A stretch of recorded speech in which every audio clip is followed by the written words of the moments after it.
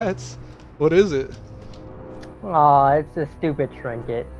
Not even a good one. Oh, it's a stupid ring. It's the one where if you like disable somebody, you get like a haste increase and a movement increase. Oh, I don't think I've seen that one. Really, I've got it like on 8 tunes. It's fucking stupid. I mean, it's good. Like sometimes it's good for a tank or a healing ring, like when you need to be moving fast. Like I used it in on my monk healing that mage tower when you need to move. Oh, okay.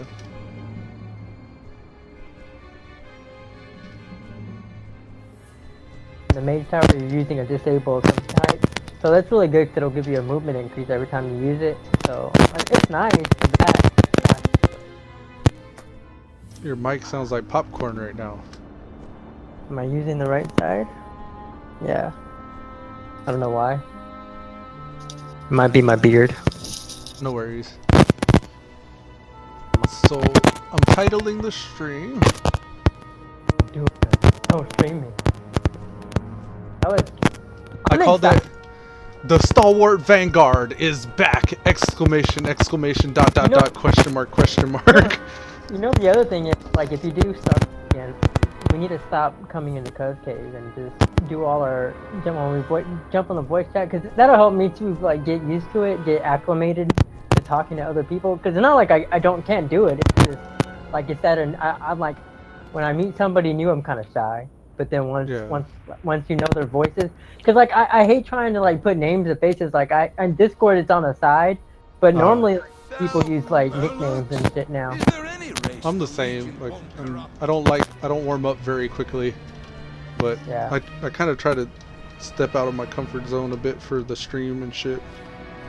But well, yeah, but I was thinking that like for the last guild during Ascension, like even when it was just me and you, like even when you have people joining the guild, like we would never hop into that voice chat. We'd always bitch out and come into Coz Cave. Yeah.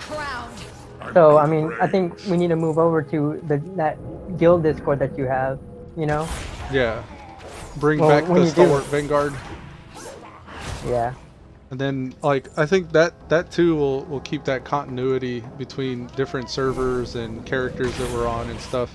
And I think we need to spam more, like spam just dumb shit, like like you just got a Lego, Lego, spam it in the chat and just let people know that there's live bodies in there. Right, and that's why, like I said, like if they see us in the voice chat, they might hop in, even if they are playing Fortnite or something stupid. Hey guys, well I'm playing Fortnite, so you know you should hop over and play Fortnite. Yeah, we gotta have some rules about that stuff.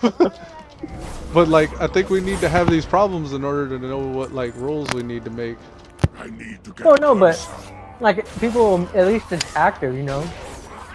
Yeah. Because when we were doing Ascension, like even on the Stalwart Vanguard, we had those 2 or 3 people who were playing other games hopping in. They may not like they weren't playing WoW, but they were just, hey, you're in voice chat, what's up? You know, said hi. Yeah. Like you could always have like the general voice chat like that, and then just, you know, if you're not playing WoW, get out of off-topic chat or whatever. Yeah, well, like a general voice chat, and then like you have either another chat with rating or group party. For more privates. More private. Well, no, WoW only. Yeah, that too. But I'm just like, that's a WoW talk only. Don't be hopping into raid, chat and be talking about, hey guys, I just bought Fortnite and I've been killing it. I'm like, fuck, nobody cares. Yeah. Wordball Gaming says hi. How did you know that GTA 5 has strategic bombers in game? No, I didn't know that, man. No. Sorry, cuz go ahead. Wordball, he gets mad if I don't say anything whenever he pops off. Oh, no worries. Like, I forgot my train of thought. I'm trying to get into Ornar. I got 2 more world quests to do, but only 1 world quest left. Oh. I've noticed that. Multitasking. Yeah, same too. Like when we were typing it out, I was on the same quest like 30 minutes. So I'm glad we hopped in. Because like I would stop and then I died like twice because I was stuck in a cave because I was typing and not. Yeah. I've noticed. What the? What is that? Oh, wow! Slow fall automatically on mages now. Automatically? That's interesting. I've jumped up twice. The bombers, or maybe is that, it's... Is that because I'm on the add-on Mage Mount. Riverfall? I don't know, but like I'm in Orinar, right? And Or a mod, I rather? jumped off cliffs because I'm trying to get to the boss around the final stage, and each time I did, I glided across like the area, and I looked up and I got the feather buff debuff. I don't know if I have something that's doing it or what. Oh. And that's from what? I don't know. It's just appearing. In your order hall, you say? I don't know what it is. I'm gonna have to do some testing to find out what it is. Oh, okay.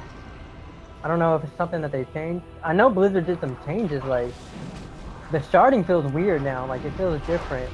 It's like sometimes it's very good and then sometimes it's very crappy. Yeah, they actually put on the launcher that there's a patch tomorrow they're gonna put in, but if you're already connected, you won't get DC'd. You can actually still play while they're doing it. Right, they did so that they yesterday started too. doing this. Yeah, that's what I thought. I was like, did they start figuring out how to do live updates? Like, while it's still going? I think that's so. badass. Or is it just a facet that they're updating so they can get away with it? I don't know, but I think that they found a way to do it because Final Fantasy 14's been doing that for a long time. And I was thinking too, the way servers work, there's no reason why they wouldn't be able to. Things right. were really beginning like, to... and I remember But because I remember bet you, that like, scene. The back end of that's probably a lot to set up initially. Know. Well, probably, but it probably pays off in the long run. But once you have it set up, you're probably right. Because I remember Final Fantasy, because you know how they got it's a cross-platform between PC and PS4.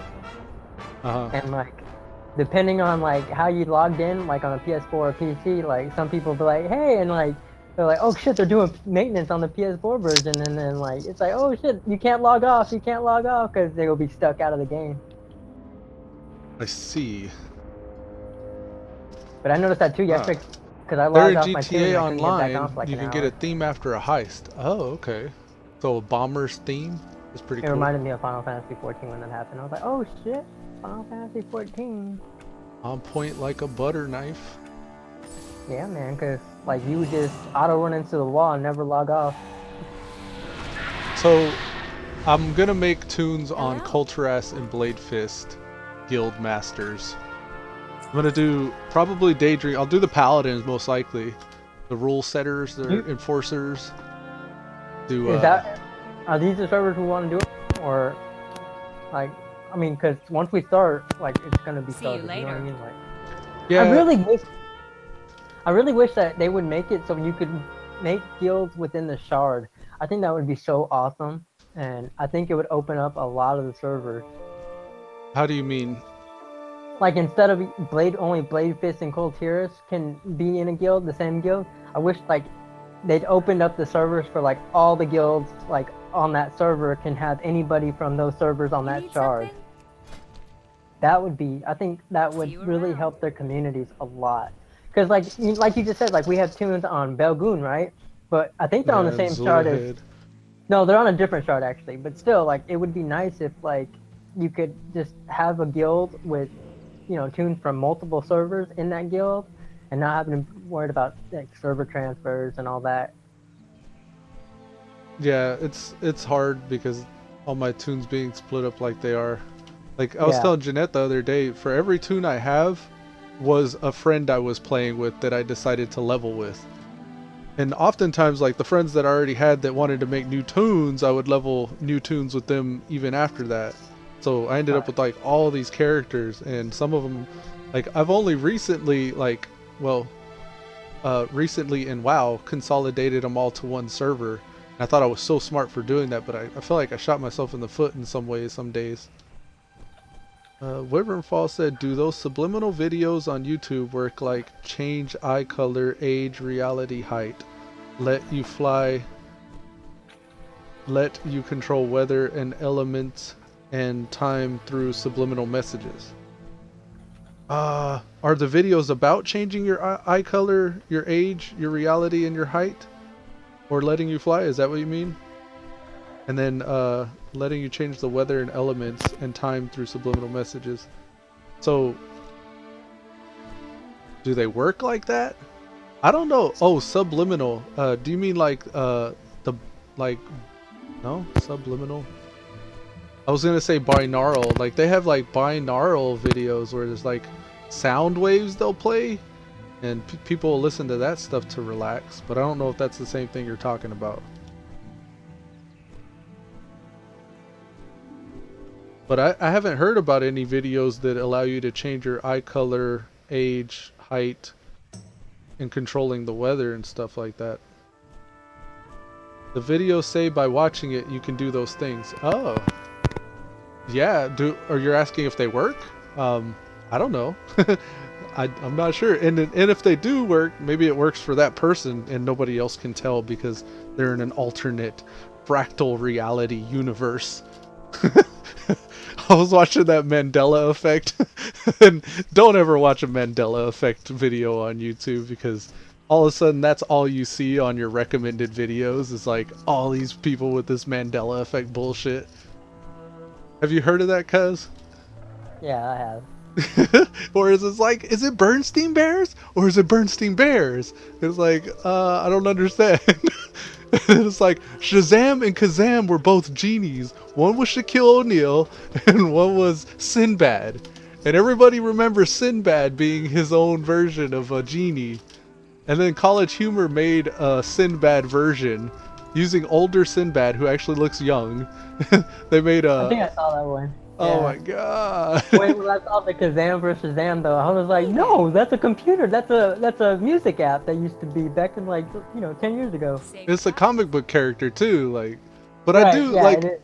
At first, I was like, I remember Sinbad being Shazam, but I think it's something to do with like those mentalists where they do like a suggestion, and it like they suggest to you by how they present the information.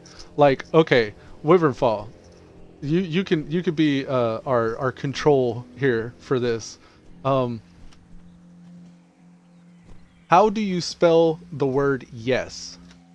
Like, what letters do you use to spell the word yes? Like, type it in chat.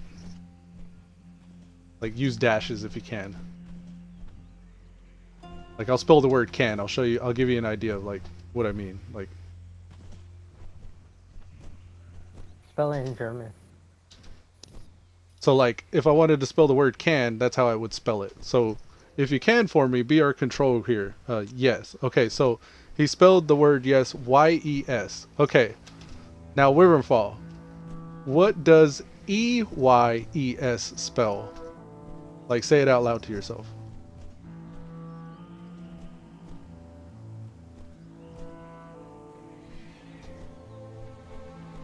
I don't know if that works. He spelled Y-E-S. Yeah, I don't know if it works through chat.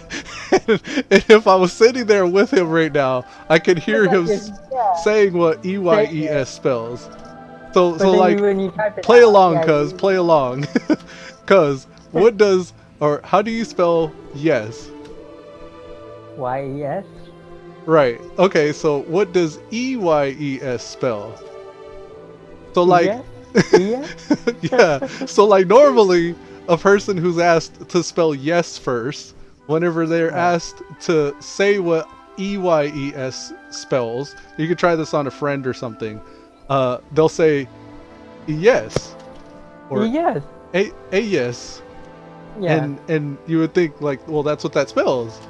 Well, no, like after like 5 or 10 minutes of trying to figure it out, you'll realize E-Y-E-S actually spells eyes. Like that's how you spell eyes, like eyes in our head. And it's like, like that tricked me. Like that tricked me the first time I saw it. And there's like videos on YouTube. You can look up people like spelling the word yes. You could probably type in spelling the word yes video. I think it's the same phenomenon when you like get a paragraph of text and they take all the I's out, like the letter I out of everything. But yet when you read it, your mind fills in the blanks. You know exactly. what I mean? And then also like you could take the first letter and the last letter of each word, but scramble every letter in between that word, and you could read it just as clear as I'm speaking right now. And you could read a whole paragraph. As long as the first letter and the last letter of the word is in place, you could scramble the fuck out of any of the middle letters in every word throughout an entire paragraph. And you could literally read it as clearly as I'm speaking right now because our mind fills in the blanks. So I think it's like one of those things, like a mentalist kind of like manipulation thing, that the Mandela effect occurs. Like I think that's where that comes from.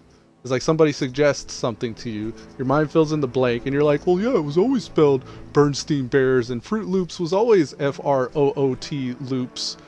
And what was the other one? Kit Kat. Does the Kit Kat candy bar have a hyphen in between Kit and Cat? And you're like, well, yeah, it's always had a hyphen. And then you look at the wrapper and it actually doesn't, or something. It's like maybe the reverse is true. I actually don't remember. Actually, Walmart's doing that too now, right? They're taking out the hyphen, or they've already done it. I don't know, but what they're saying is like what one guy said in one of these videos that had me giggling. He was like, I don't know if you've heard of this thing called CERN, C-E-R-N. He's like, okay, so they built this thing. He was talking about the Large Hadron Collider, but hearing him like explain what the Large Hadron Collider was funny too. What he said, what had happened is they actually created a black hole when they ran that thing the first time, and what it did was it made the whole universe shift. And he's like, all these things that we remember, like another one was Forrest Gump. He was like, life is like a box of chocolates. He's like, that's the quote. He's like, my mama said life is like a box of chocolates. Well, he's like, I'm going to watch this video right now. And if you look it up right now on YouTube, you'll see Forrest Gump actually tells the lady life was like a box of chocolate instead of life is like a box of chocolates. Because and since like you're automatically suggested that life is like a box of chocolates, you remember it that way. But when you watch it back, it like confuses you because you're like, life was like a box of chocolates? And another one was Mr. Rogers. Won't you be my neighbor? When he starts doing the intro song, he does It's a Wonderful Day in the Neighborhood or whatever. Like, I forget how it goes. But holy shit, that makes sense, because you know in Star Wars, you know everybody quotes it as, Luke, I am your father, but the actual quote is, that was one of them. No, I am your father. Like, he doesn't say Luke. Yeah. Oh, he doesn't say Luke. Oh, yeah, I remember. Luke, I am your father. I am your father. Yeah, but that's because not what Chris he says. Farley. Chris Farley's talking in the fan in Black Sheep, right. and he's like la la la lo lo. And I always, even before Black Sheep, I always thought Luke, it was your father too. But it's actually no, I am your father. Oh, okay. And if you listen to James Earl Jones in an interview later, he actually says it the way, Luke, I am your father. He says it that way. Right. He says it the wrong way, so that even adds to the confusion. But right, Wimperfall says. But what I'm saying is, did it happen because of the LHC? Like, is that one of the examples? Like that it shifted the universe? See that too, like, and the human memory is dog shit. Like the moment you start trying to recall past events, your brain just adds whatever flavor it wants into the story, and it may not even be a recollection of what actually happened. Right. But Wimperfall, let's catch him up. He says he's said a few things. He says, I found out through falling asleep on autoplay while watching binaurals about a really messed up channel that hypnotizes viewers into acting like babies forever. It's really, really weird. And he's like, why is that on YouTube? He's like, autoplay finds some weird stuff sometimes. I've actually seen a TED Talk on that. Like, this lady said that she needed to do research for Trump's advertising campaign before he was elected. And like she looked up like trying to find out Trump's campaign highlights or like what he's about. And the next video was like Nazis and shit. And the next video was Nazis, and then she started getting into Marxism and like all this other stuff, and then like she just went straight into this rabbit hole of like even more hardcore thoughts and ideas on that subject. And something with YouTube's algorithm will do that to you. It's something with how it's written, and it's probably already changed by now, but it's changed now, and that's why they got their whole a lot of people are being affected by their advertisement scheme now because they went back and they changed a lot of that crap. And that too is like after I got on this little kick about like trying to figure out like just what advertisements were doing. Like it was another TED Talk, I think it was. Like TED Talks themselves are their own rabbit holes, and they'll take you off in different directions. But like most of that's pretty educational.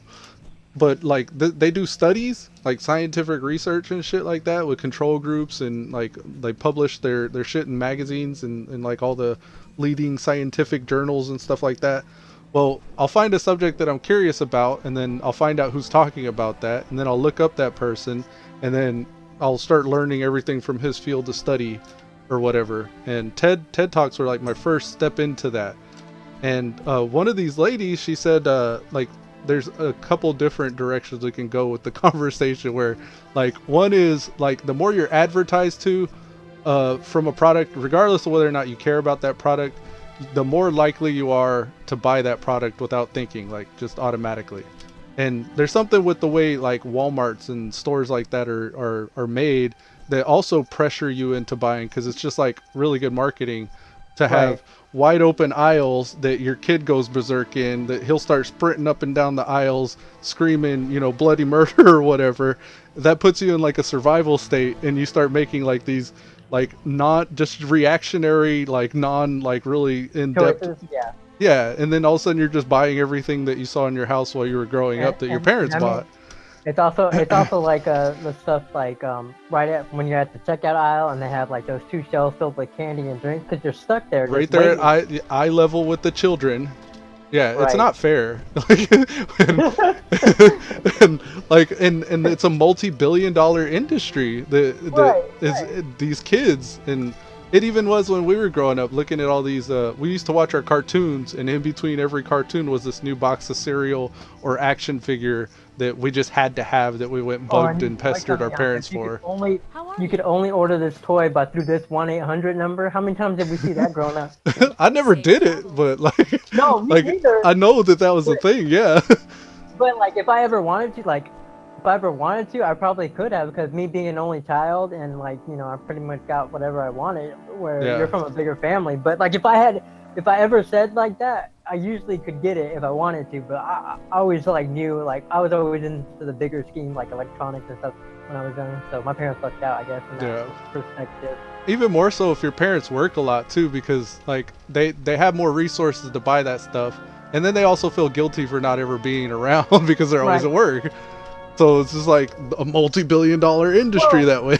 Well, it's not only like guilt; it's just like that's the reason why they work, right? So they can afford those things. So it kind of goes. It's like a circle. Like it's not. I don't think out of guilt. It's like we work so we can have this shit. You know, whether you know it's useful or not. Like that's why they work, so they can buy the shit that they want to do. Hell yeah. But that too, like the more you're advertised to, the more likely you're to pick a product. They did an experiment with the paintings, and I tell you about that all the time, but I don't know if Wyvern Falls heard it. There's like an experiment where they had like 7 paintings, and they had people rate the paintings like from your least favorite to your most favorite in values of 1 through 7, like 7 being the one you like the most, 1 being the one you like the least. And what they did, since it's like an odd number, like there was always this, well, I think it was 6. It was actually an even number in order to make it work. And what they did was, like, instead of letting you have the one you like the least or the one you like the most, they let you choose at the end of the experiment paintings, 3 and 4. So you're not getting one that you liked a whole lot, but you're not getting one that you really hated. You're getting one that you kind of liked, but you kind of didn't like, because it's like right there in the middle. And obviously, like most people, since they rated it 1 through 6, they went for painting number 4 because that's higher than number 3. And what they did later is like they'd let you have it for a week, and then after a week, they'd ask you again, like if you liked painting 3 more than painting 4, because they'd give you an opportunity to change your mind. And most people that were given that opportunity to change their mind, they would. Or no, they wouldn't. They wouldn't change their mind because they looked at that painting that they had in their house for a week and they chose it before. So like, you'd have to look it up to find out the details. I'm sure I'm not doing it justice. No, it's right, because like you get accustomed to it, because like, and it's like you don't want to. Now you're taking almost. It grows on you. Right. I think that's the way it is with people too. Like people that you're around, like your coworkers. Growing you. Yeah, like you start like they end up growing on you, like they. All that shit. Yeah, it's like the first few months you're like waking up, feeding the kids, and you're like, why do I have a baby? But then like after a year, 2 or 3, it's like when they leave. When they go to their first day of school, you're like, oh my god, I don't see them every day anymore. Yeah.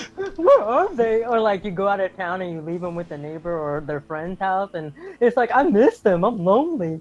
People What are am I weird gonna talk? too. Oh, like Joe Rogan did a thing about that. It's like a stand-up, I think. He said about women in the workplace. He's like, the moment you put a woman in a workplace where there's like predominantly men, like all of a sudden all the men in the workplace start morphing into the thing that they think this woman likes the most. Right, And right. and he says that I think that that's true, like even outside of just men and women. I think that uh, I've heard this. It's like an idea that nature abhors a vacuum. So wherever there's a vacuum, Right. like it Someone's will gonna be fit. filled Right. by something. So there's Yeah. always a more assertive person and a less assertive person. There's always somebody that's There's an asshole yeah. or a nice guy. Yeah. And There's like a rebalancing of like things. yeah, It's so kind of like a. It's kind of like the theory behind the ant when like there's always a oh lazy yeah, yeah, ant. yeah. The And worker then when you ants and stuff like that. right, there's always a lazy one who doesn't do anything. Like, and it's always like the same number. But then if you remove that ant, another one becomes lazy. Like it's like something that they can't get rid of within that community.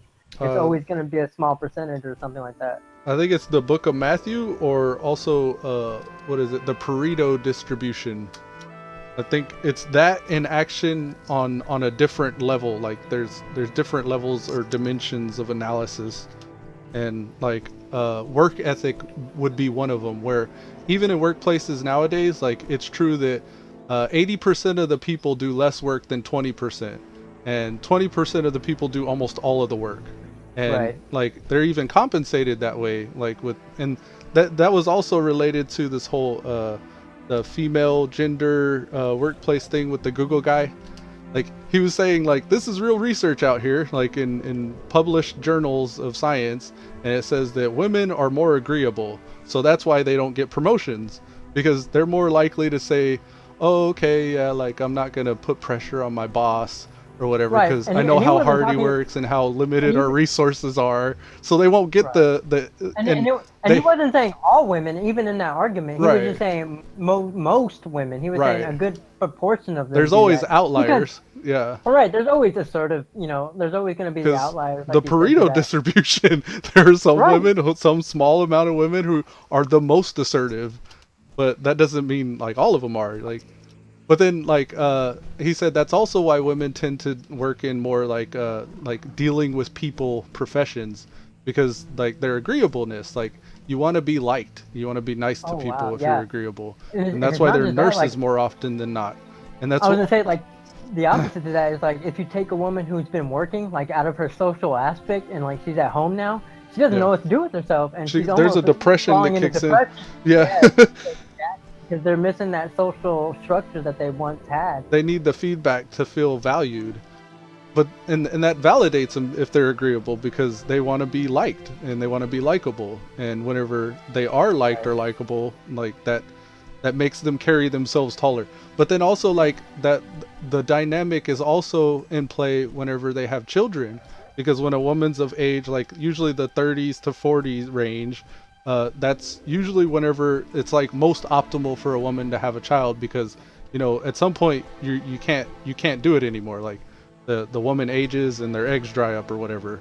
Like I don't know if I'm saying that crudely. I don't want to offend anybody, but like I don't know if it's you get 30 to a though, certain but yeah. age where menopause kicks in and you can't have Right. babies anymore. No, right. Yeah, I agree, So but like I don't know if it's 30 is the optimal age. I think that's right. kind of like at the end of it. I think that's about when they see that like this is Time their is running chance.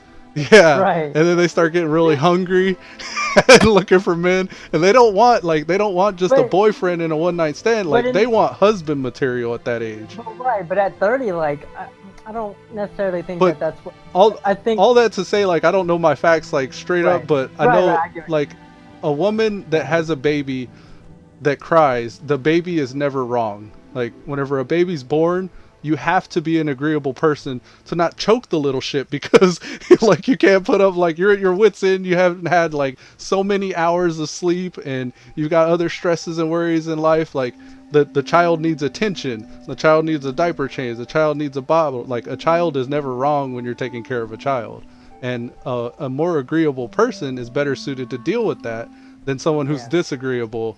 And like and disagreeable has its place too. Like that's why we have this machine that works, and why we got electricity and all this stuff, because we figured out a system that can harness that energy. But there's always going to be inequality, And I think that's what it ultimately like where like, and this is like way off tangent. Well, I think I'm starting to get into the woods here. Right, just to add to this tangent though, but like in a world where everybody was equal, it would be a world where everybody is equally snubbed. You know what I mean? Yeah. Because we wouldn't hold anything of value. Like Right. everybody's equal, so like we would all equally snub each other. We would just like it's like getting into the game, do your thing, and you go back. Like there's no social contact, nothing. We'd all just be equally adverse to each other. Yeah, that's true. And then there would, like you said, there wouldn't be any value in anything. Like nothing would be worth Right. waking up for. But then like we'd all snub each other. Yeah, we'd all be equal. Like there's nothing to aspire to. Like oh, you know, kids today they get up, they hear their favorite star, and they're like, man, I want bitches and money or whatever it is at the time. Yeah. Cars. Cash money hoes. Right, and then we go to the theater and we see these Sorry, Wiverfall. Give me a sec. we see these heroes like being heroic, and it makes us want to act that out even though if we're really not. Yeah, there are books written on this stuff too. Like I don't know the name of the one I'm thinking about, but it comes to mind where it's like it's the utopian society and everybody's equal, and the more strong you are, the more weight they put on you that you have to carry. And the more pretty you are, the more ugly of a mask they have to put on you, so you're just as ugly as everybody else. And like in this little snippet, they're like performing on stage. Like I don't know. I need to read Wyvern Falls because he's telling me to read above. Let me see what he says. He says, once I got other users banned from wikis for creating alts that look like fake accounts of them, and I like their posts so much with the alts, I got closed for kudo rigging and got the real poster banned, the post about wikis and alts. That's kind of hard to follow. I don't understand. So you got another user banned from using what is it, WowWiki, or I mean WowWiki, Wikipedia rather, and creating alts that look like they're fake accounts. You liked their okay, so you saw somebody that was making wikis, and they created other fake accounts on that wiki to, I guess, upvote themselves, and you saw that happening, so you liked their posts, and then it got closed for pseudo rigging, and then you got the real poster banned. That's good. That's kind of like you got to champion your cause, man. No Lotor mod wiki. Oh, on the Lord of the Rings mod wiki for you're talking about Minecraft. So you saw somebody creating fake accounts to try to promote their own shit, and you noticed that going on, and you got that person banned. Nice, man. You created a fake account to set them up. Oh, okay. I see. GTL, friend. Gambling. Two wrongs do make a right. Yes. But damn, like we went off on that shit with the YouTube's algorithm. Yeah, man, Yeah, YouTube's man. it's doing some we different went stuff right tangent. now. Like right now, Like- just so you know, Wyvern, I don't know if you saw when you signed into YouTube, it's logging all of your chat in the history of this video. So when you watch this video back, it'll actually show your chat as you're speaking. And Not just this video, all videos. yeah, well, starting like last week, Well, all like- the videos. Right, but like I said, when you logged into this video, like it's only your videos because. No, you see all the videos comments ever. Right. Yeah. Yeah, as they were being recorded. No, you made it look like they broke the rules. They didn't create alts. You created all the alts and set them up. Oh no! Wiverfall, you trolled somebody. That's what I was saying. Two wrongs do make a right. I knew what he was saying. Well, I mean, if it was like if some good came out of it, if it was for the greater good, I mean, who defines good anyways? I tried to have this philosophical debate with Jeanette the other day, and she wasn't having it. She just started falling asleep. But I was like, how can you know what good is? I mean, if it wasn't for cancer, we wouldn't have a cure for cancer in the making. Or, like, I guess we actually don't have a cure for cancer. That's a bad example. But, like, okay, you can't say, like light and dark. Like, one implies the other. Like, no matter what it is. Like, if you're like, Well, I don't know. There's too many I think- landmines I could step on right now. Well, I guess like for like if you're talking about morality, good versus bad. I mean, usually it's a set of principles that people have come together and like commonly agree. Yeah, what's like, you know what I socially mean? acceptable, and that's like You need dependent I on. don't even want to say socially because it could be religiously acceptable. It could Yeah, be that's like, where I didn't want to go. Right. Because I knew that Right, was it like also- a landmine. Have a It good also one. could be like politically, like look at laws in general in like a state or a country. Those are political laws. They're not really social because, like, if they were social, we would be doing a lot of crazy shit in the streets. You know what I mean? Yeah, I like Elon Musk's theory with laws. Is like a law should be simple enough, and I don't think he said it this way, but this is how I interpret it. It's like a law should be simple enough for a child to understand. You shouldn't have Right. you shouldn't need a team of lawyers to interpret the law for you.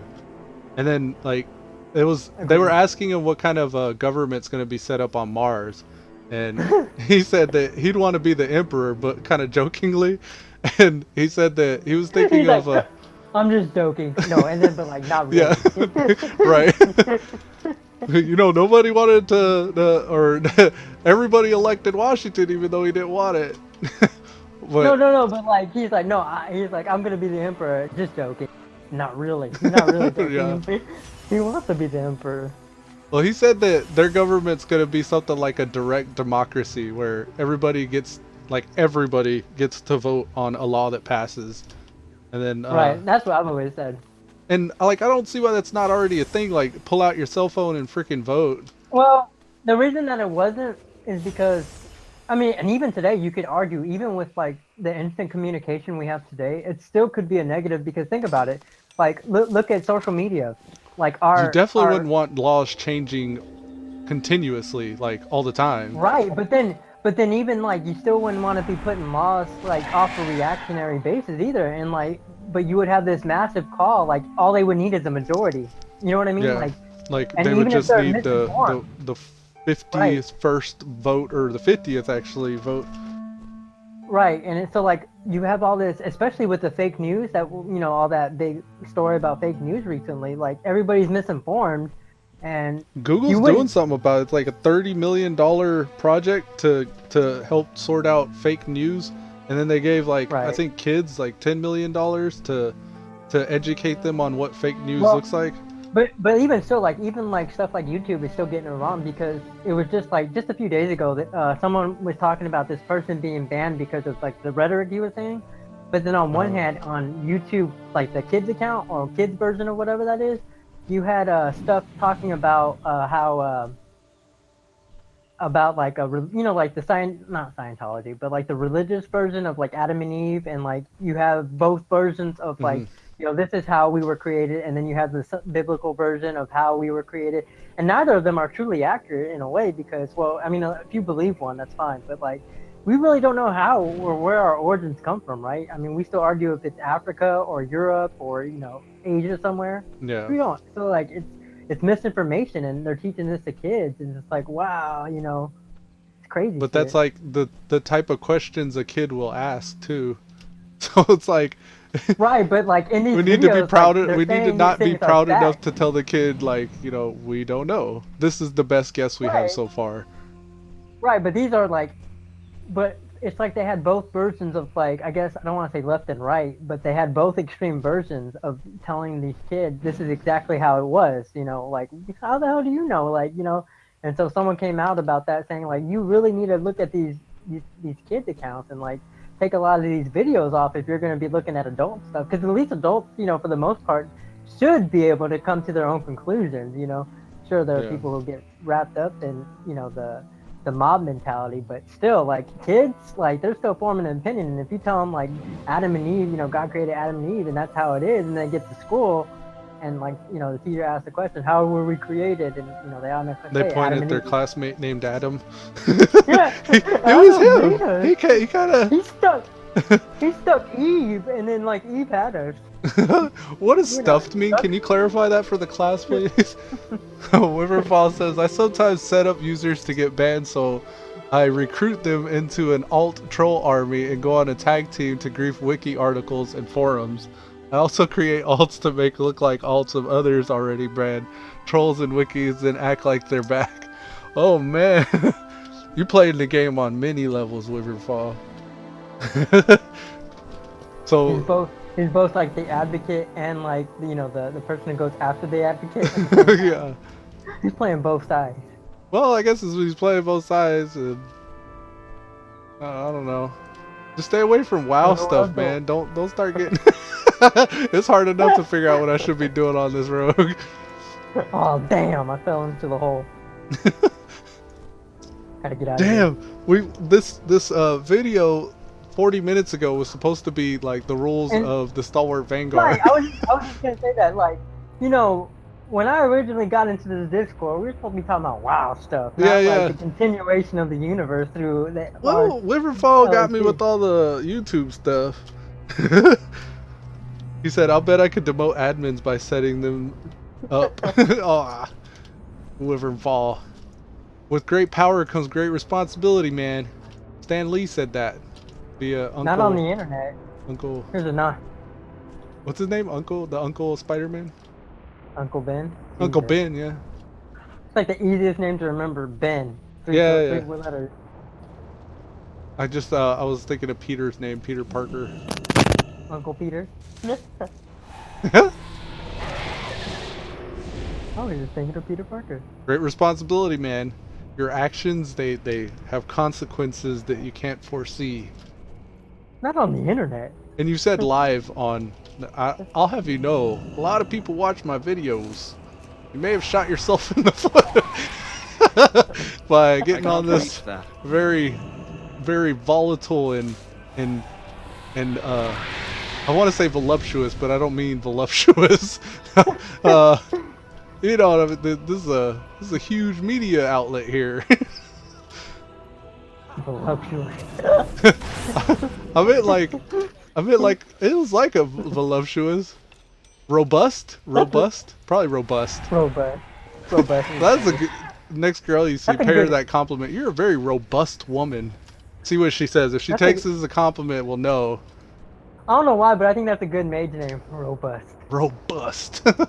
It'd have to be like a fat panda man though. Robust, as if like he busted out of his robe. I should check to see if Voluptuous is taken on our server. That would be a good Well, yeah, Colterian, hell yeah. Voluptuous. That could actually be a dwarf female name though. Voluptuous. I don't know. I've been looking at the iron dwarves, and I might roll an iron dwarf. That looks pretty legit. I'm trying to figure out what I would make. I don't know what I'd want yet. If you're gonna like make a name, you gotta. I mean, I picked the class after the name, not like the race to the class. This undead mage is named Buffalo Dip. I wonder if that was her cause of death, and that's why she stuck with it. Or I wonder if like it was originally Tauren, and then she race changed. Tauren mage? Can they be mages? I don't know. Neither do I. High Mountain probably can though. They can do anything. They can't be a paladin. So rules for the Stalwart Vanguard, or not even rules, just guidelines. Not even that, but like, well, I don't know. You can. I don't like. You should just make generalities until you get officers, because then, like, I think your officers would want to play a part into that. Well, I'm not saying like all the officers, but like the couple ones that that you're gonna lean on. For shit. I'm gonna go find the biggest, roundest table in Warcraft and WoW, and I'm gonna put people around it, and we're gonna figure out what the Stalwart Vanguard is. Just use the Cosmo map.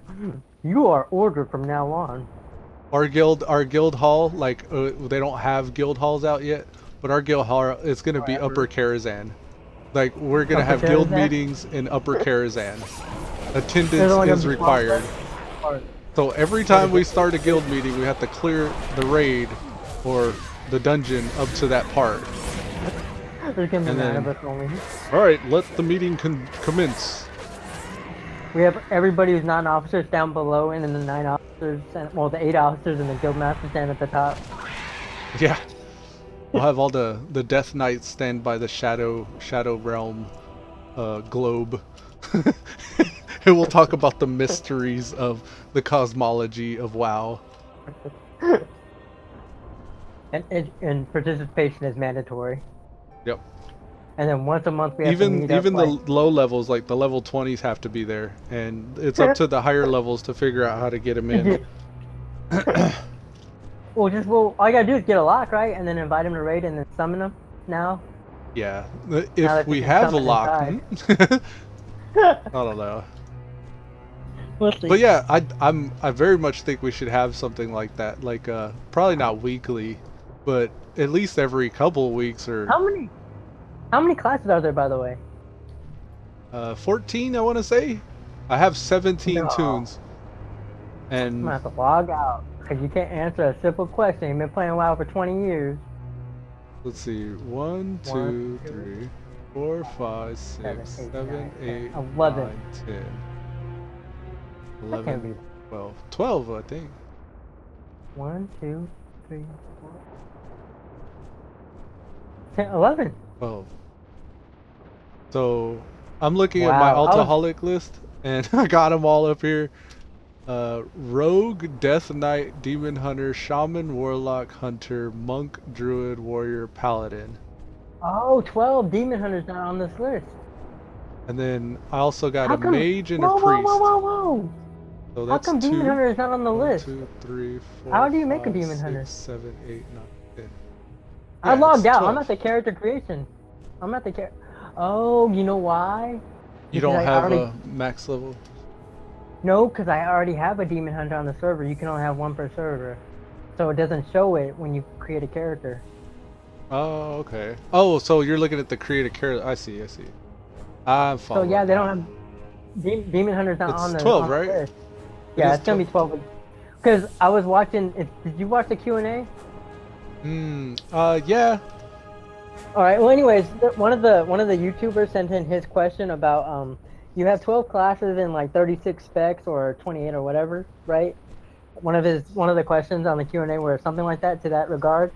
And I guess he was talking about how like during Legion, you know, how like every class has their own overhaul and then every spec kind of has their little mini story within that overhaul. So there was 12 classes and, you know, like 35 stories or whatever.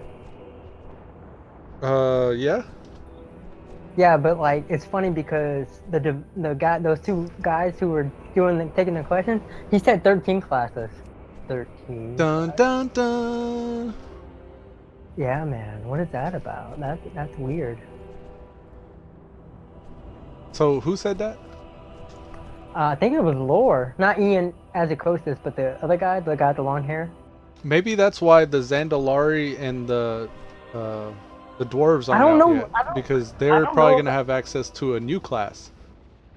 Well, see, the thing about that is, like, I think a lot of people have put it together that we thought we were going to get those at launch, and I think we're not. What if it's a Titan, cuz?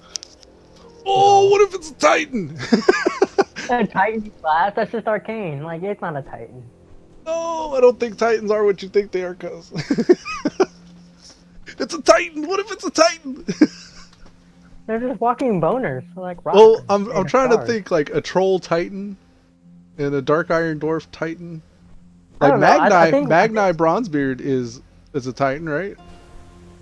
See, like I think that they kind of misdirected. I don't think we're getting trolls at the same time we're getting iron dwarves. Oh, okay. I think we're gonna be getting iron dwarves the same time we're getting the Draenor orcs. Uh-huh.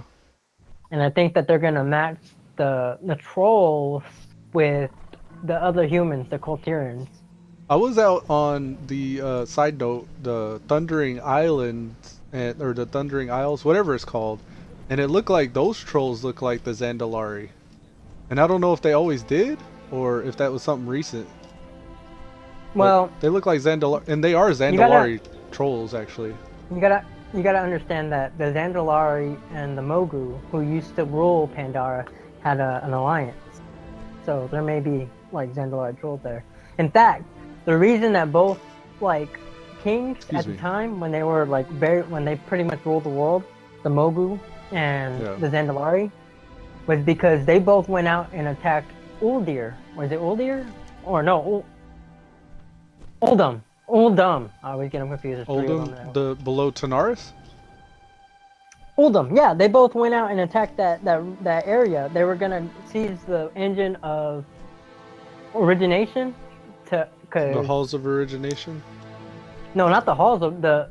It's not the. Yeah, it's the halls of origination. You're right, but it was the engine of origination and that raid and what happened was the Guardians, who were the Titan Fords, they were pissed off at the king of the Mogu. I forget his name, Lei Shin, I think, because he had pretty much kicked Ra's ass and tied Ra down in the basement. Like he tied him up and stole his power.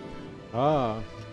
And Ra was a Titan Forge, and he was like the leader of. He was supposed to be the leader of the southern half of, I guess, Azeroth, of that whole continent. And he kind of got depressed, and then Lei Shin like, really, you're depressed? And like Lei Shin was like, you know what? If you're not gonna do your job, then I'll do it. So he kicked his ass, tied him up, took his power, and so they marched. Him and the Zandalari leadership were marching over to Uldum, and they were gonna take it over and add that to their power, but when Uldum saw the people saw him coming, they went down and activated the engine. Just instead of killing, like it's supposed to like destroy all life in Azeroth, but they had tuned it just for that zone, and they wiped out the leadership of both the Zandalari and the Mogu. And so that's why. And so from that point forward, the Mogu got weaker and weaker, and eventually the Pandas, the Pandaren, and the other races band together and overthrew the Mogu Empire, and the Zandalari just kept falling and falling until they were just, it just did the different tribes, north, south, east, and west, or whatever. Yeah. So it doesn't surprise me that there are Zandalar on Panda. Because they did have an alliance back in the day. But there aren't any Dark Iron Doors. The Dark Iron Doors were introduced in vanilla, I guess. Yeah. So that would be like all the Black Rock Mountain area stuff. Yeah, and one thing I noticed today is like kind of off topic, but still dealing with like BFA stuff and our cosmology research thing was. We never did get to Uldum either, or Ulduar. We need to get to Ulduar, yeah, and we could probably do that right now if you want while we're hashing things out. But sure. Just today I was on Daydream, and I had to go to do some Suramar shit, and I noticed that the Suramar, how many thousands of years has Suramar been in a bubble or whatever, or gone, or since the Sundering, so 10,000, 15, 12,000 years? 12,000 years. So like there's that brings something else to mind. Is that like the same number for the precession of the equinox or something like that? I have no fucking clue, man. Don't ask me. Okay, so like there's this guy Zachariah Stitchin. He wrote this book called The 12th Planet, and it has to do with like the ancient Sumerian culture. Wait a minute. Well, let me interrupt. Are you telling me or are you telling the stream? Oh, I'm vocalizing. I'm just saying it. But I do know about that. Like, so that's what I was asking. Are you telling me or are you? Sounds an awful lot like Sumerian. And I thought that was interesting that they're dealing with the same numbers, 12,000 something years.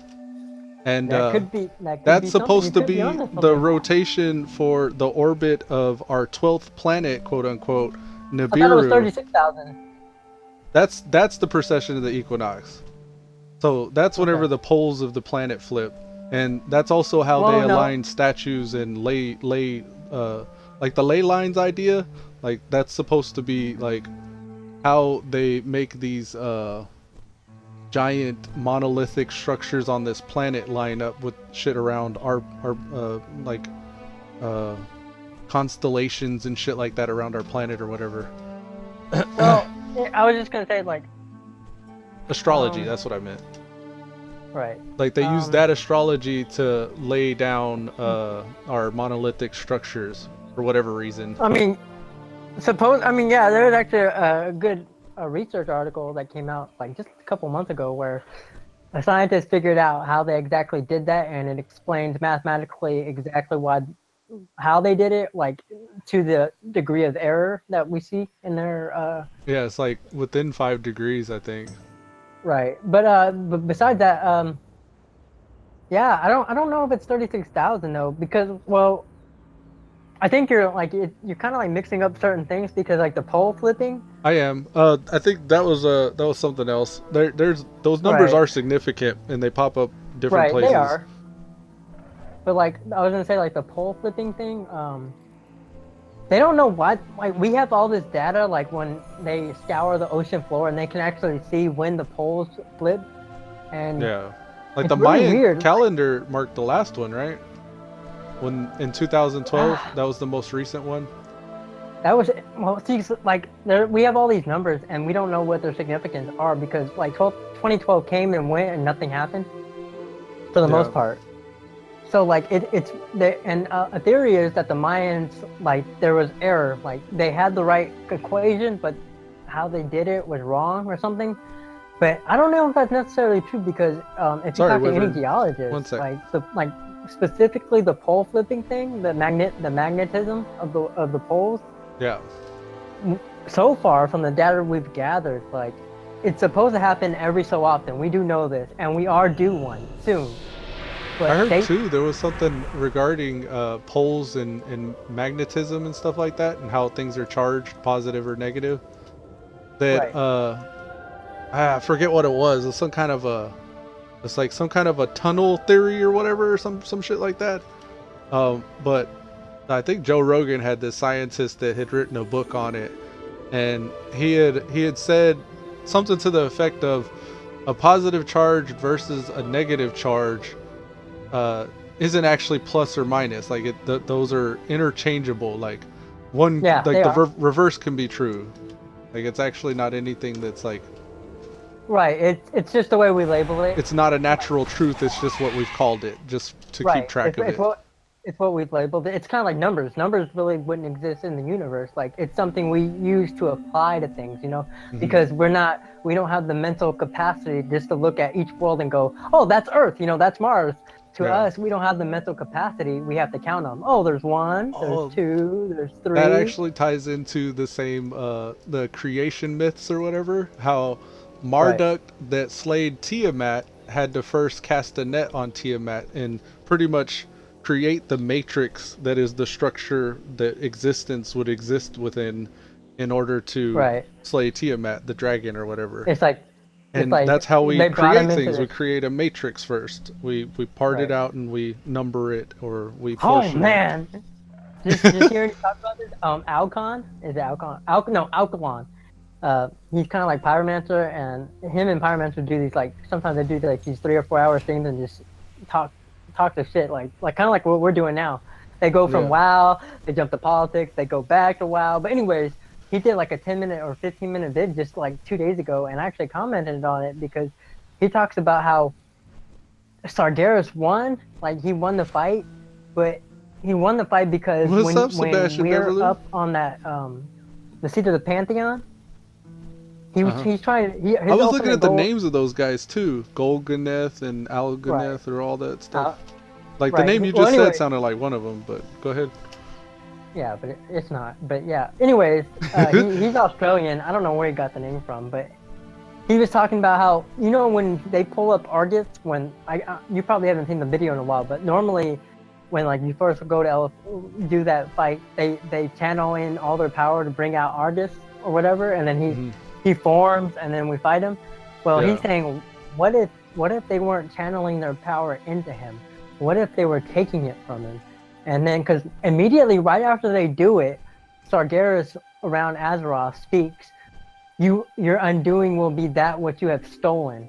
So it's almost like he's talking about what they just did.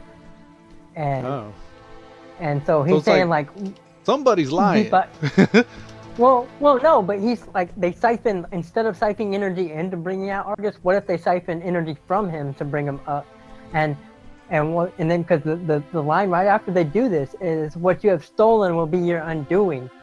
Alkalon's theory is what if that's how he beats them because they've almost taken death into them, so now they can be killed because they've because like before they were unkillable. Like even if you kill them, their existence would still go on just without physical form. So he's saying now that they have death inside them, now they're part of our cycle. Now they're part of the life cycle, and now we can kill them. Ah, It's kind of like, you know, what you were saying about he had to bring her into the Matrix in order so he could slay her. Yeah, it's like the reverse idea of a vampire. Right. You make him human so you can kill him, and that's what he's saying is happening right there in that moment. And then it's funny because like they're locking themselves up there. Why? Why are they locking themselves up there? Are they afraid because if they come out and they can be killed? I think that was like in Troy where the what's his name, Brad Pitt, when he was Achilles, he says the gods envy you because you are mortal. I don't remember character names. I remember actors. Yeah. But it was specifically that movie with where Brad Pitt's Achilles is what he says to the chick, because she's like a fanatical worshiper of the sun god or whatever, and like he desecrates the temple of the sun or whatever. Wyvernval, he's told me to read chat. He says, "Oh, and I started Flame Wars, then rigged polls of various kinds. I also got the whole Eastern Seaboard HTC plan banned from Lotar MC Mod Wiki forever, and got Wikier network staff involved only to sock them." Then he said chat. And Sebastian Beverly says, "Hello Elude, how are you doing?" He says, "I'm doing fine." And then he says, "Oh my god, Blue Strider, how are you doing?" And Sebastian said, "Which games do you guys suggest for PC? There's this one coming out, it's called Battle for Azeroth. I would highly recommend that one." Riverfall says, "Read above" with 9 as the O for above in all caps. Hi, to whoever said hi. But yeah, Blue Strider says hi, Salty. It just depends what you're into. I mean, oh, it's Salty? Is that who said hi? Hey, Yeah, Salty. Sebastian Beverly.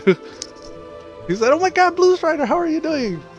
Well, I mean, you're playing Fortnite, I saw on Discord, so I mean, you're right in there. Yeah, I man, mean, you're right there on the cusp, the bleeding edge. There's a couple, within the next year or so, there's a couple of MMOs that are supposed to come out that people have been saying. And then there's the one by... Pantheon, I want to see Pantheon.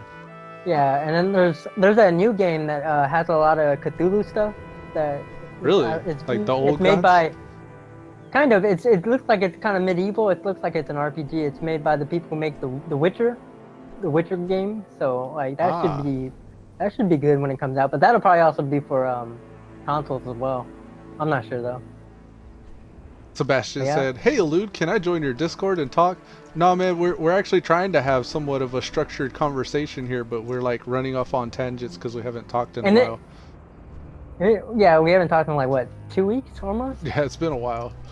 Yeah, we haven't, and we were supposed to be talking about WoW, but we keep getting into old god shit and new god shit. And... So there's a lot going on in World of Warcraft before BFA drops, and it's like dealing with all the, kind of like what Wyvernfall was saying with YouTube's auto history recommendations and shit. Basically, what Elude is trying to say, we're trying to find guilds and destroy them, and then take in all the players that leave those guilds to create our own super guild. But it's not happening at the moment, so we're trying to conspire. Right, and I've been putting my feelers out in all my different characters into just guilds that have invited me, and I've been trying to get an idea of what guilds are right now, what the state of the game has done to guilds, and they're nothing. Yeah, most guilds are just like green chat. Right, or it's like grass. Or that Discord that you joined from that one video you watched a long time ago, and you're just in that Discord, but you haven't left it, but like they don't really talk about anything, or you don't contribute, or they don't. I'm in a bunch of Discords, and like half of them not, like one of them is Project Ascension. I'm still in the Project Ascension Discord, and I just ignore it. I muted it. 300 to the bottom of the list. Yeah, I have 343 new posts on Project Ascension I haven't read yet. I've also, I think I still got a couple of Final Fantasies Discord from when I was playing 14, so it's like... The only one, it's funny, the only one that I don't have, the only game that I've played in the last few years that I don't have one for is SWTOR, and I could never find a good one that had actual active people in it. But even if they had active people and died, I still would have preferred to be in that one, because I like that lore, and like from them talking shit. Yeah. It's just like, it was, I guess because Star Wars SWTOR was like on before Discord became a thing, and so and most of the players that still play SWTOR are the hardcore Star Wars fans, or so like they don't get into it for whatever reason, because they're mostly like either our age or older. Yeah. Because I dig Star SWTOR, Wars, but it's hard to go back to the graphics they have right now. Like I think I ah, wish it was a different game engine almost. I don't yeah, really. I think a lot of people do. But when I do hop in occasionally, I don't really go back for the graphics. I go back for like I like the stories. Like I like Yeah, watching my Lord where he gets the apprentice and then he corrupts him or yeah. her, and they're finally like I don't know how long you played, but you actually got lost a lot of your companions at one point because you get frozen in carbonite for like 2 years in game Oh time. Like shit. you wake up. So like now they're barely starting to bring them all back slowly by slowly. They're trickling them in, and Yeah. so that was interesting. Like I like that story, and the only reason I'm bringing it up is because just like the last update, like 4 days ago, they brought in 2 more companions that certain classes could get. So Oh, I was cool. like, oh, and one of them was a romance. I was like, oh yeah, romance that chick on my Sith Lord. I wonder how she's doing. Nice. But it's not worth going back at the moment because I'm still enjoying, WoW. I was really digging the families thing and all that stuff before I fell off initially. I think like what did it for me was the like having to pay to have all my characters back. Like I didn't really Yeah, like that they did that. they've changed some of that stuff. Like if I don't know how it is. Like now, what they have you do is if you play just 1 month, $15, you get all the new expansions. And so like even if you discontinue it the next month, like don't you still get to keep them. Like a season pass that stays or whatever.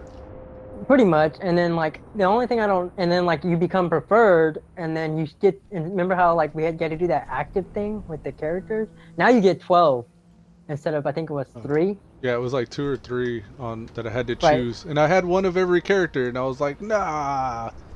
right. So now But it's like for 12, me, it's but like like they still. They, it's I draw an analogy for my WoW character to like different cars that I drive because I just like to feel a different like character play and what that feels like. And it's like I got like 10 of my cars impounded on SWTOR right, and right. only had access to 2. And it was like, So, well, shit. Do I get the but hot like, rod and then the soccer but mom car then? they still hit you with a lot of like stupid shit like item like you can't wear a lot some of the The epic money, items you they cap get. your money. Like I didn't like They that cap either. they cap your money now or like on preferred I think it's they hyped it up but it's still not enough. I don't think it's like I think almost like 400,000 It's too credits. complicated. Yeah, and then like you can't get access to the bars and that's another thing that like the bars like you only get 2 bars unlocked unless you buy them with game credit or like with money credit. So I was like, Hmm. Salty said, crying face, crying face, crying face, crying face, 4 times. about Because we about didn't talk Fortnite? in 8 months, so question mark. And Wyvernfall Gaming says, okay, repost this. I've been anon-griefing and trolling wikis under one alias, JagX Troll, under hundreds of fake IPs and accounts, and they can't be banned. They can't ban me due to new IPs and data plans. Nice. You got it figured out, man. Sebastian says, look at above chat, and also I miss you guys so much. Ah, Salty, thanks, man. Cool. What off topic, what does the sewer lead to in the Rogues Order Hall? Out of Dollar Inn, I think it's like an emergency escape. Oh really? I So think, better or it may turn be around. the actual underbelly. I can't remember. I think part of the underbelly leads outside too. Like if So you you wanted, traversed it, right? I think so. I don't know if it spits you out though, and if you fall, I don't remember. Oh yeah, I see. Yeah, it's the plank. I was like walking the plank. Yeah. Oh wow. No way. You can see the Riverfall broken said, "See house. ya." Sebastian said, "Bye, later, guys." Hey, bye guys. Yeah, you can see. Oh wow. Where is that? You can see. I don't know if that's Azuna or Stormheim. That's pretty crazy. Azuna's directly below Dollar Inn, I think. That's what, but I don't know which way I'm facing. That looks like the broken isle, so that must be Azuna. I want to see if I can get to you from where you're at under Dollar Inn. I'm trying to see where your dot is. Also, when I join your group, I'm on a PvE server now, and I'm not flagged. I took a flight path earlier. I was talking about how chill PvP servers are, and we don't really get into it at all. We mostly are just doing our objectives and shit. And I go AFK to go bio. I hit the flight path, and I come back to my character like mid-murder. Yeah. Getting assaulted. Oh, man. Yeah, man. It's like Group Finder, like when you're doing Legion or anything really in Group Finder at 110 or even leveling up doing the Legion assault. Man, I don't know if they're like... I get a lot of groups that are on a PvP server, so you're sitting there trying to kill like the Legion assault or whatever it is, and like they're ganking you, like, holy shit, that's cool. So this leads right into the order hall. How do they zone that, I wonder? Yeah, I don't know. Because like I didn't go through any you portal. came to my server, you're PvP flagged. Oh fuck, I'm running back in. Here, your lead. Maybe it'll phase us. Or wait, you invite me. So. Alright. Let me phase. Let's give it like a minute or two. I want to phase back to my home realm. Oh, we are over Stormheim. How is that? We're not over Stormheim. It shows us over Stormheim, but we're actually between Azuna and the Broken Shore. Yeah, that's what it looks like even when you look at the landmass. Oh, you probably can't see the landmass, huh? I can see them. Oh, okay. I think, yeah, I got my view distance all the way. Cool. I see a yeah, spire no, it looks like that's where we're supposed to be. Wow, this doesn't phase. That's crazy how they were able to make this. I wonder if it's meant to be a back entrance for rogues too. I Instead wonder of having to do the knockers and stuff. I'm wondering how. So,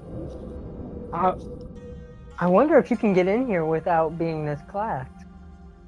Ooh, no, it'd probably work like True Shot Lodge, right? You get ported out. Oh yeah, I get ported out. You're probably right. Or Lillian would probably murder you since she's sitting right here.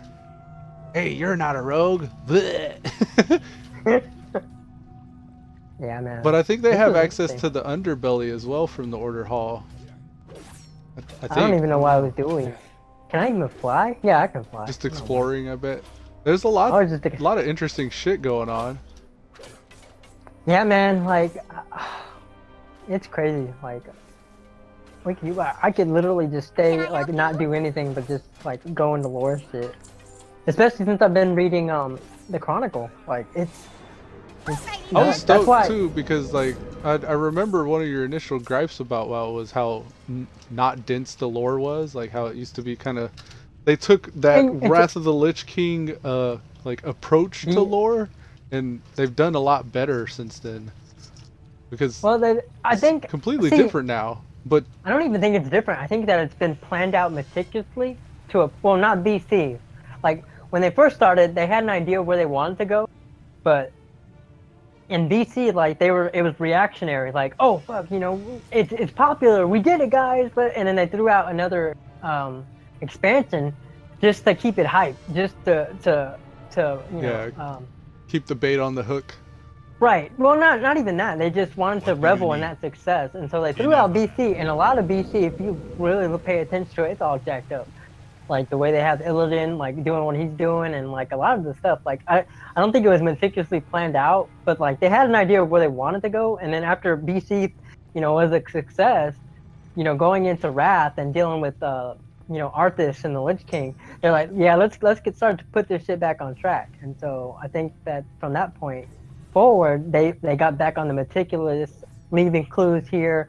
We know, like, you know, a couple years down the road, if we're, you know, still popular, this is the direction we want. And so it's there. It's just, I think it took this many expansions to tie it all together.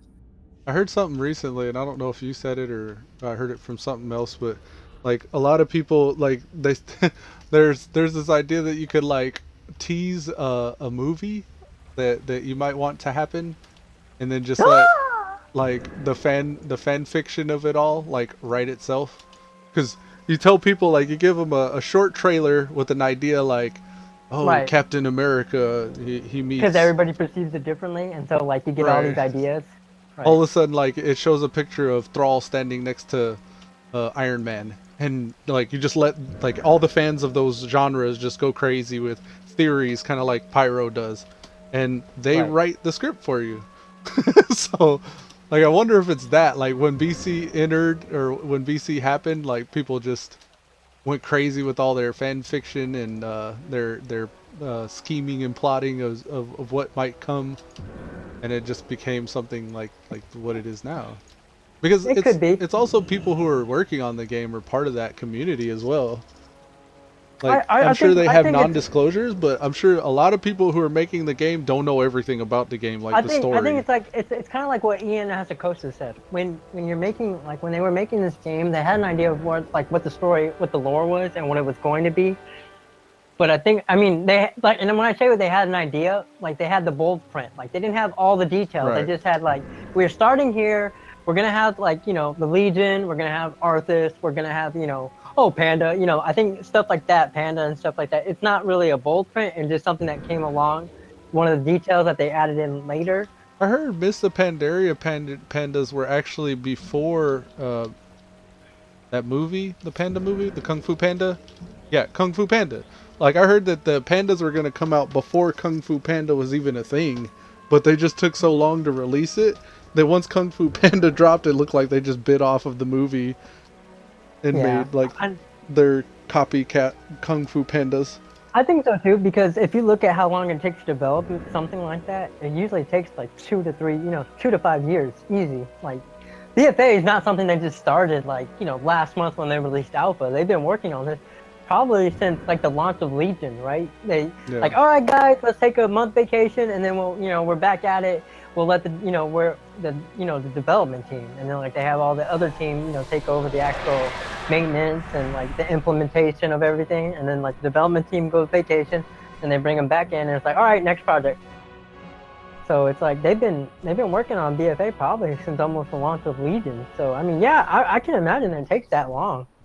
Yeah, I just didn't know that. I thought that they had just bit off of Kung Fu Panda, and it was like, so pandas are in the game.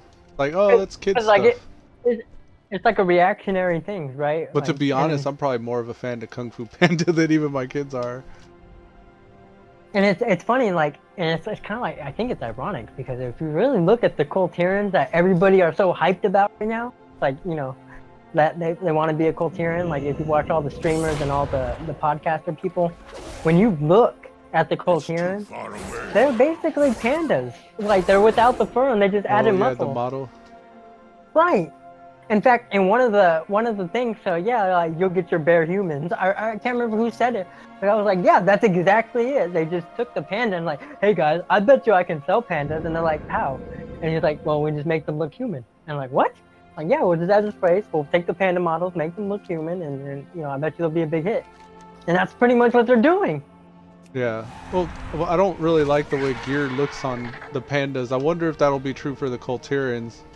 But I don't think it will be, because I think they're gonna be reworking the models and stuff too, I imagine, right?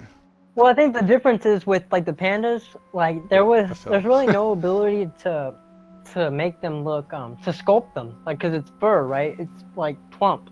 But like with, like, the male Colterians, I don't know if you've looked at any of the models. They look ripped. No, it's kind of like it's like they took a panda, made him human, and then put, like, the arms of, like, a male Draenor or a male orc on him.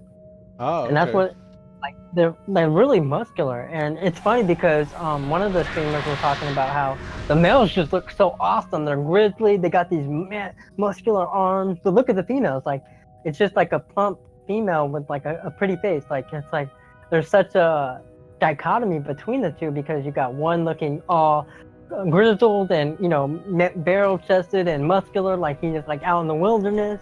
And then you just got, like, this female who's, like, 20 years looking younger, and she's, like, it's like there's such a disparity between the two models. Like, they don't seem well put together. Like, the females. Yeah, because, like, they're saying that, like, they look too cheerful. Like, they should be like a grizzly, like, pirate looking chick. Kind of like, I don't know if you've seen the model of what's her name, Jaina's mom. Like, she really looks kind of. So. She looks like a regular model human. The way they have her grizzled and, like, old looking, and she looks very, like, just mean. Like, you wouldn't want to get on her bad side. She's like your aunt, like one of your mean aunts, and you, like, wouldn't want to fuck with her. Like, you'd rather take her hand and kiss the ring, like, whatever you say. Yeah, but like they're talking. One of them. I I haven't agree really with him. seen them like to that close. I mean, I've seen like the thumbnails and stuff like that, and like Right. whatever they flash on the screen when they're talking about it, but I haven't actually really looked too closely. And I didn't I even think imagine all about that it until- stuff, like I always imagine it's in alpha right now, so it's probably gonna change a few different times before it actually comes out. I don't. And then especially if we're not gonna, which a lot of them, and I agree. Even if we do get them, I think it's gonna be toward the end of not the expansion, but like I don't think we're getting them patch 1, like the first patch. I think they're gonna be something we get in. Something you earn later. Well, because like think about it, like you're not gonna get them early on. We know that when you're not gonna get Tyrants or even the Zandalari. Why do we know this? Because the Zandalari are the ones hosting the Horde on the Horde side. So you got to go in, you got to hit max level, and then you got to go through some story about what's going on with them, and then you got to get Exalted Rep, right? And we were playing what 7.3 here in Legion, and people still didn't have the Exalted Rep with the Nightfallen or High Mountain Torn. So like this is not something that's going to happen overnight for sure. So and then especially when a patch expansion drops, all that stuff is usually gated. Like you can only get so much rep within a week. You know what I mean? At first, before they open the gates and like let all the. It'll be closely monitored, I'm sure, to make sure that their quota of the population is progressing on time.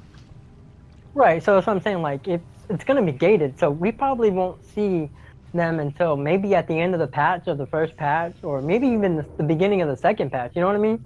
Yeah. I don't think we're gonna get these races right off. We're gonna get the dwarves and the orcs probably before.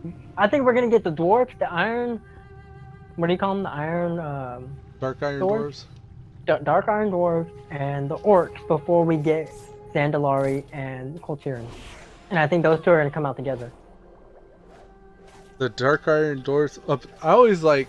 I think also what may play a role is like what people expect when they're buying it, because like there was huge like I heard a lot of people were upset that they bought BFA pre-release and didn't have immediate access to allied races. That they had this huge rep grind in front of them, and like that's if you were doing any relevant content. Like some people may have gotten the game just for the demon hunters and not did any rep whatsoever, and like was still trying to figure out the game like as a new player just to have the demon hunter. There is a particular argument for this, and I'm gonna say that argument I think is completely wrong, and this is why. Because I actually agreed with what they did from a perspective. The perspective that I can say that you can argue that wasn't right was this. It's not about the rep. It's not about the exalted rep. I think that's a moot argument, because if you're playing the game, because those who's saying this stuff, that's returning players, right? They came just for like the BFA hype. Because anybody who's been playing all aboard the hype train.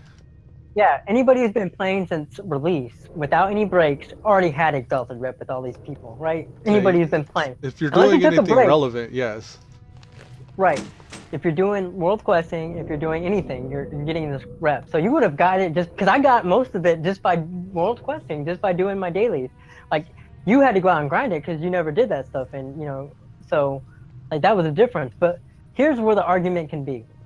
Yeah. I don't like, and I agree. I forget who says this. I think it was on the chick from Allcraft who was a guest, where she brought up a very good point where it was not right that they made you pay for something that you could acquire in Legion, but they put it behind the price tag of BFA. And what she was talking about was the Lightforge, Draenei, and basically all the races you can be now for the allied races. Yeah. The 4 of them. Her argument is this: like, it's not right that we're paying to have access to something that is available in this content, but we have to pay for it next content in order to see it right now. And I agree with that. Like that's a sound argument, because they're making us buy pre-purchase BFA, right? So we can have access to races that are currently available in Legion, right? You see where that paradigm is? Like in order to Zandalari have been around since MoP, No, but not the lore.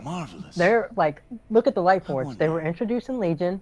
We saw them in Legion, and we got our exalted rep during Legion. But yet, in order to buy them, to access them, you had to pre-purchase BFA. Now, if you want to talk about the Dark Iron Dwarves and the Zandalari, now that's perfectly fine because we're not going to be able to play them until Legion, right? I mean, until BFA. So that's perfectly fine putting them behind that pre-purchase, right?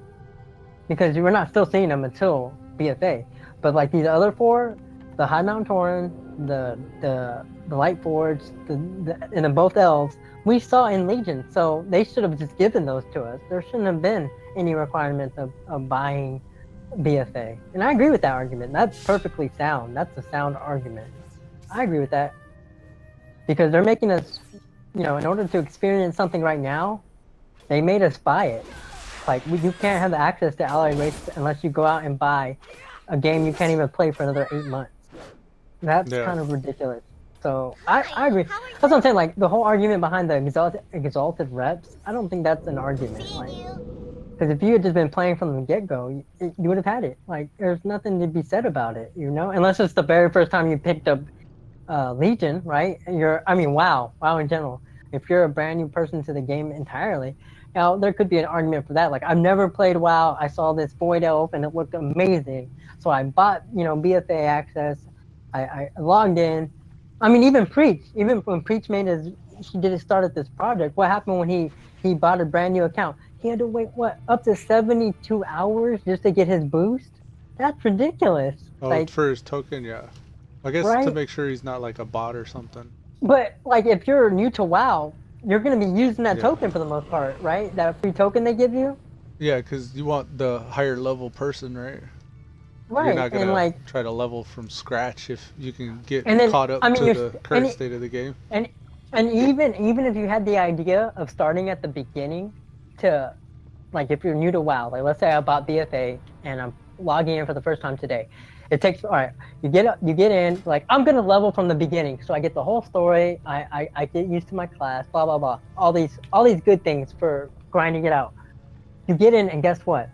You can't be Light Forge. You can't be Void Elves. You can't be, all these 4 extra But you races. also don't know why that's important. No, but you get in. Exactly. But, like, imagine knowing nothing about the game, but you saw a Void Elf or a Light Forge Draenei or a High Mountain Tauren or whatever.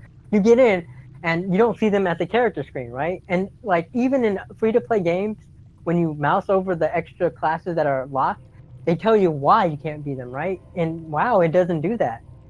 Oh, okay. Right? You can't beat them, and it doesn't tell you why. At least I haven't checked this out. I'm assuming. I think so that's a also as a new player, like you got that wall of information that you got to get past initially too. So right, but like having access to as many as there are just innately, like maybe. But what if you bought it just alone. to be that Void Elf? I'm saying, like, what if that's the commercial you saw or whatever, and you wanted to?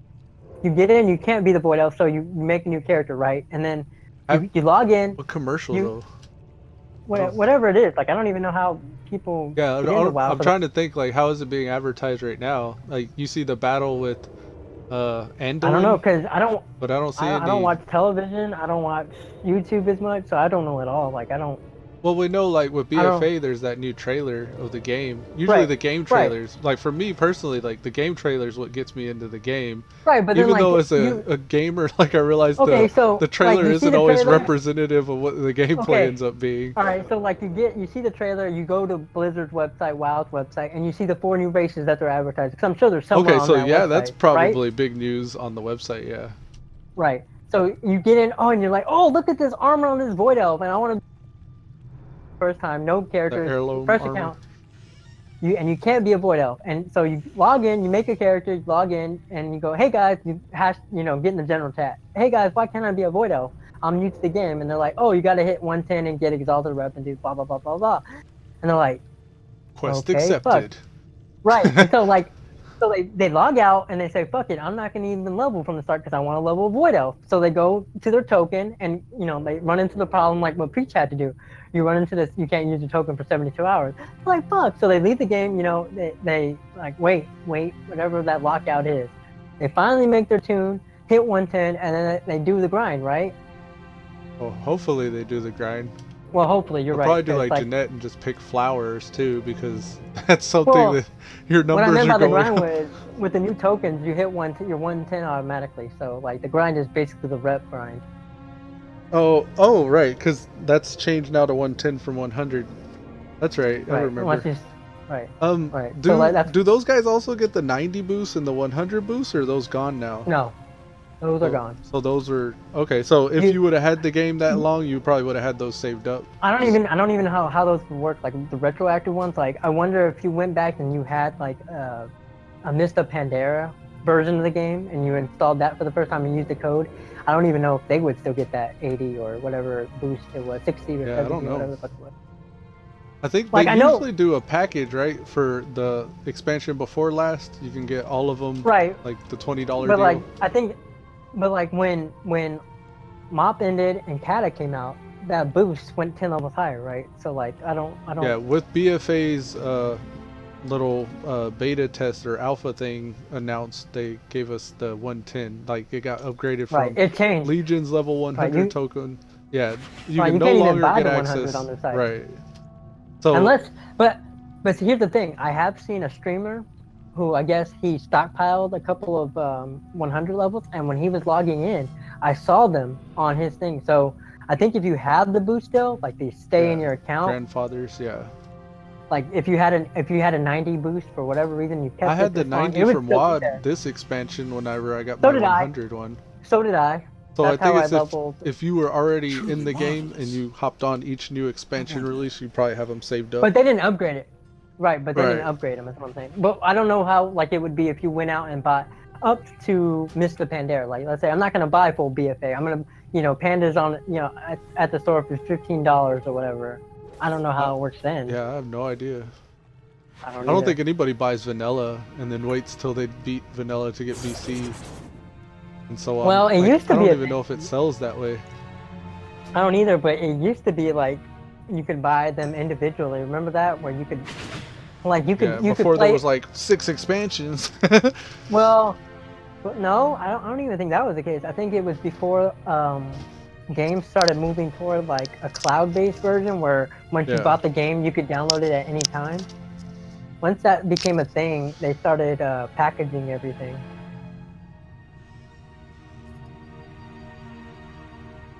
But anyways, I don't think that really Go any of that ahead. matters or is very important though, aside from the fact but what I'm that saying like they should give you what Okay, you're but- paying for.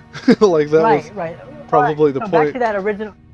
back to that argument, my point was like those people have a right to complain about the rep grind because it's unfortunate that they're being forced to do all that. Well, I guess, but in a way, it's kind of like paying your dues if you're fresh to the game, you know? Going out, hitting Yeah, 110 you're right. and doing the rep grind. You got to be So, put like- in the situation where you start asking players questions so you can be a part of the community. Right, and it's kind of like what Preach said when he was doing the normals. He was like saying, "I really don't belong in those heroic carries because I or haven't the one paid my shots. dues He yet." shouldn't be in the Right. one shot raids. He should Right, be because- earning it. Because my item level is 936. Supposedly, I've never played the game before, so he's like, this is okay because I'm paying my dues. He said I wouldn't do it this way, like I'd get into a guild or find a Discord or whatever, Yeah, he wouldn't But- spend 4 times the amount of time to get half as much done. in LFR looking for group in the group finder, right? So, but his And he point was he's recommends paying his that dues. most people don't play the game that way, even though that's probably, and that was what he was pointing out, was like, this is probably Right. how the majority of the community is playing the game. playing game, right? He's recommending you don't play like that. Like Yeah, he keeps there should be regurgitating. guardrails set in place that keep you from having to go through that. But the problem is, like, the community for the most part is almost dead because nobody like Or We don't think disperse that- or something. we're dispersed. Like we don't take the time to meet up. We use Discord, which is okay to a certain extent for like raid chatting and posting information and stuff like that. But when it comes to actively being together, it's not very good because like everybody could be on Discord, but they might be playing Fortnite. You know what I Yeah. mean? So it doesn't really force you to have a active community. Maybe at launch of an expansion. They probably, at the same time, empowered individuals enough to kind of handle that And for the game. they have but done that. They shouldn't. have- Like, I don't know if they should. Right, and- Like, should that be but the that's case? what That's what Ian Hassikosis has been saying. Like with the whole don't bring the player, bring the class. He's trying to get back to that social dynamic because they've realized that by making one class be like the jack of all trades. Oh, the tanks can heal themselves. The rogue, all the non-rogue classes have so it's like the interrupt. We're sharing the work of each run's load with only the people who are actually actively like aware of it and doing it, and it's allowing other people to get by that don't know what's going on. Right. So then you end up with a whole bunch of inflated people that don't know what's going on. Right. And so I think that's why they're trying to go back to like, we're going to take this away from your class, and what your class is supposed to do, we're going to even buff it up. So that's the whole mentality going forward. At least we'll see how it plays out. I don't know if it's going to be good or not. In theory, I think it's a good idea. Like, take away a lot of this. I just love that it's a conversation like that they're having that is being looked at, because that means at some point it's going to probably get at least halfway there. We and you were a perfect example. We're family and we love playing together. We both do. I mean, you ask us like, "Oh, cousin, maybe we can hop into shit." I say it. Yeah. You probably say it, and what do we end up doing? Not jumping in Discord. Yeah. We end up like, "Oh, I'm gonna." We go off no-lifing in different directions. Right. What were you doing on the Broken Shores? You're getting the atonement thing. The repurposed fell focuser, the limited time. And that's the problem too. Is like there's all this limited time only shit going on that you don't know if it's gonna get taken out or. You want to get it while it's relevant, or whatever, or using the invasion to level up my 106 rogue because I'm too lazy to fucking quest or do dungeons. It's like, oh, an invasion's up. Let me jump on my rogue and gain a level, and that's literally what I did. I gained a level and a half just by logging in and doing 6 quests. Yeah, that's good. I mean, for alcoholism. Yeah. Right, but like we see each other on, we want to do things together, but there's so much we don't have control of what we're doing because we're interested in what we care about, and whenever events around that is happening, like it would behoove us to go do that.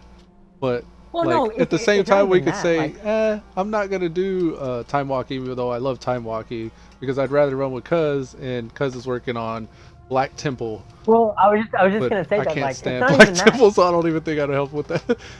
But it's not even that mentality. It's that now they've homogenized the classes so well that a rogue can go and tank something. If it's not. You don't need other people to help you do things. Right, and so like before, it used to be like in BC or Wrath. This guy. I remember doing it on Wrath where Joey would be like, "I need someone to heal me," or "I need someone to do this in this particular run." For whatever reason, he needed that body to throw out the defensive or interrupt or heal. But now it's like, oh yeah, I'll go do it by myself. I don't need anybody. It's like, it's taking that out of the game, where it's like, all right now you need to get your refocused purposes, so I'll come tank for you, and we'll just eat through all the island, and then like, oh, I want to go do Black Temple, come run with me, and we'll do it like in 10 minutes, Yeah, really quick. Right. It'll be real fast. But we take turns like doing what the other person needs, and then but now it's like, oh, we can do it all by ourselves, so let's just go do our own thing, and we'll meet up eventually.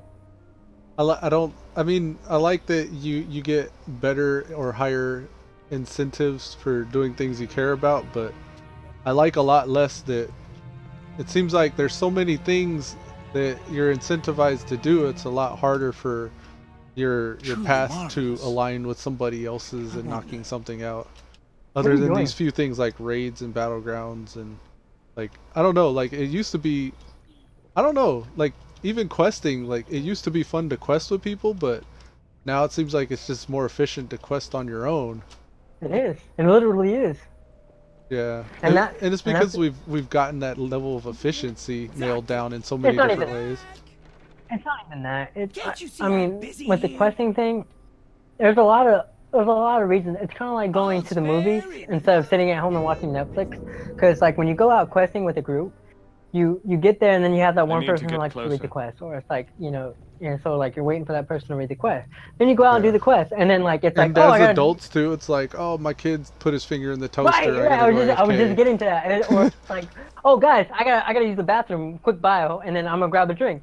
And then like they come back, and then someone else goes, oh, the doorbell, so you're like waiting, and it's like, oh, phone call. And so like it's not even an adult thing. Like I think even teens fall suspect to that with like Twitter and all that shit. You know, WoW, like I used to play WoW at work and when I was in the military a lot, and that was the perfect place to play WoW because the people that you played with all were on the same work schedule as you, and you all were like sitting there in the same office. Like I think that's why I still have like all this stuff with WoW. Is like that's why I got as far as I did in the game and why I still enjoy it so much. I think also back to add to that sentiment, back then there was no Discord. The internet wasn't it was there, but it wasn't as a instant communicator that we have today, where you can pull out your phone. You had to pay for it, and then you bet your ass you're using that if they're paying for it. Well, it's not only somebody has to pay for it, but like you pay for it, and then like things weren't as accessible. Like you had to go to forums and read through like 100 pages of forum shit to find what you're looking for. You know what I mean? Like now it's just you type in a specific thing and Google algorithm or Wowhead algorithm finds it for you. You know what I mean? Yeah. Like you had to be in a group. Thoughtbot, but less people knew about it. Right, but still, like what I'm saying is like you had to have multiple people doing multiple things like to be efficient, you know. But now it's just like, oh, I can just type this into Google and it'll give me every step of the way. But before you had to find those steps, like, okay, you go do this, I'll go do this, I'll look on the forums, and then we're right here in the same room. We could just talk to each other while we're doing it. That's interesting right there. What you're kind of, I don't know if you're suggesting this, but you like kind of marvelous. Collaborative quest chains. Like that would be interesting to see. Like I don't know if it would be certain players. Maybe your skills would have something to do with it, like your professions or whatever. But if there was, and maybe they were trying to do that with like, because I just did that mount quest today with Daydream, and I had to talk to a leather worker and I had to talk to a blacksmith, and that also reminds me that Ian said that professions are going to matter a lot more next expansion. I think Taliesin and them were talking about it. Like what's her Evital or whatever, she said professions are going to matter next expansion. He said, make sure you hear me clearly, professions are going to matter next expansion. Because that's what they say every expansion. We're going to try to make it, you know, so it's kind of like tongue-in-cheek, like yeah, sure, whatever you say. But at the same time, like things like I can only think of if professions as an example, or if like Ian was suggesting where you bring the class and not the player for certain situations. Like maybe a class like a rogue stealthing and pickpocketing is necessary for certain things next expansion. Maybe it would be good to have a few rogue friends. Like I guess my point is it would be a lot better for you to be like, it would feel a lot more rewarding for a quest to involve more people than just yourself. Maybe, but maybe that could be a huge hassle. Like I don't know. The one problem to you're right. Like the one problem to that is like the new generation they're not attuned. Like us, we would love that. Like us, like me, you, the old like Preach, Asmongold, all the ones who've been since vanilla. We would love that. But the problem is the newer players that they're bringing in or that are coming in, and the ones that they're almost really the only players they can go after at this point. The newer generation, they have this now. I want to get it done quick and fast and move on, right? So it's and but to balance that might change. I don't know if that'll always be the case, because there's a lot of people that know about that now, and it's been the case for a few years at least. So I think that I don't know if you've seen the last couple of Allcrafts, but they've been talking about how they think that the future. I need to watch those. I haven't seen them lately. They talk about how they think the future of like WoW, and almost like in PvE WoW at least, is wrapped around Mythic Pluses. And the reason that they say this is because, well, first of all, it's becoming an esport, so they're going to want to hype it up and build upon it as much as possible. The second thing is that the older generation who had the friends, who had those communities already in place, like, Asmongold, Preach, Ghosty, Rich, and all them, like, they already have their friends and, who they know who to play with and who does what with who, right? Yeah. So they love doing Mythic Pluses because it's a challenge, and it feels like almost like when you get to the higher end stuff, it almost to them it feels like doing those hardcore pulls back in vanilla, to them. Like I'm not saying that this is general for everybody, but so like look, this guy's got Ghosts mob. The mog that they were showing, like I thought of Ghosty because like he was the only reason why this was part of the transmog competition. There was a few people with this mog. Come over here, he's starred. Hurry before he despawns. His name's Mario the Stab. Oh man. He's got man. he's got the male horse or slave mog. I forget what the video is called, but Noble, like 2 videos ago. Novel, yeah. Novel, right. He did a video, the first half of the video is him talking about the new system with the island expeditions, and I was right, island expeditions are different from warfronts, they're 2 different things. So, I don't think we knew island expeditions was a thing. I think we were calling them both warfronts or something. Or I was. No, I knew, you were, like, I didn't know what they was called, but it's island expedition. That's the one where you get to go against the AI. And they're saying right now it's easy, but if they ever decided to ramp it up, it was good, but I don't know if she was being snarky. Like, no, she made a point to distinctly say that the new and improved like AI. Well, let me finish. Like, everybody says it's good, but like the biggest, it's not even a complaint. It's more of a I hope it's this way, but better. Like, because the biggest, I don't want to say complaint, but the biggest warning is there are 2 things. One is they hope that they can randomize it to a mount where it doesn't feel like you're doing the same, thing over and over with just different settings of day and weather things. Like, if they can do that and have multiple islands, not just 2 or 3, but like a dozen or so, releasing one every patch or whatever, and then making them making the, I guess, I don't even know how to say it, like the different objectives and like the way that the island is built, like the terrain and all. If they can get that all randomized to where it doesn't feel like you're doing the same thing over and over. Yeah, and you don't want it to be like that MMO that came out, the space traveling one, where it was like procedurally generated worlds with procedurally generated creatures. Right. But then they kept seeing like the same combos, yeah. Exactly. So that's what they're saying. That's the biggest concern. The biggest non-gripe thing that they said was it was really good, but they hope that the AI is like either they hit harder because they play well. Like they're saying the AI is like it's well done, like so far from what they've seen in the alpha. But the biggest like hold your breath thing is they're not max level like the players that, well, they are, but they don't got max gear. And yet it still like feels like as long as you don't get outnumbered by the 3 AIs, you can, go toe to toe with them and bring them down. So as long as you don't get outnumbered, right? So what I was kind of hoping for is something like the Google's DeepMind AI kind of. And that's what they were talking about in Allcraft. And so like the theory is like it's really done well. Like the AI, like they're CCing, they're doing their moves like efficiently. Like it's not and like they're backing off. They're retreating, they're coming back, they're hitting you when you least expect it, they're going after, they're trying to steal our objectives. From what everybody said, all these things are working out well. The biggest thing is, I hope it's harder. That's like the biggest, and so like they're saying that they hope the difficulty ramps up when it actually releases. I was worried that like it could be, this is still like, if it is like an actual AI program, it could be that it's in its infancy. Learning.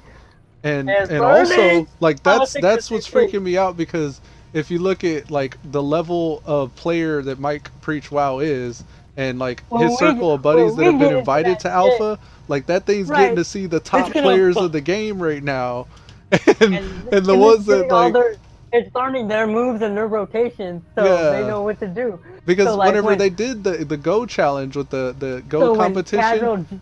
What they did was they showed that program all of the world's top masters games, and it learned from the world's top masters to teach itself. So like when casual me and you get in there and we're gonna face the fucking I hope it makes me step up. I would love that.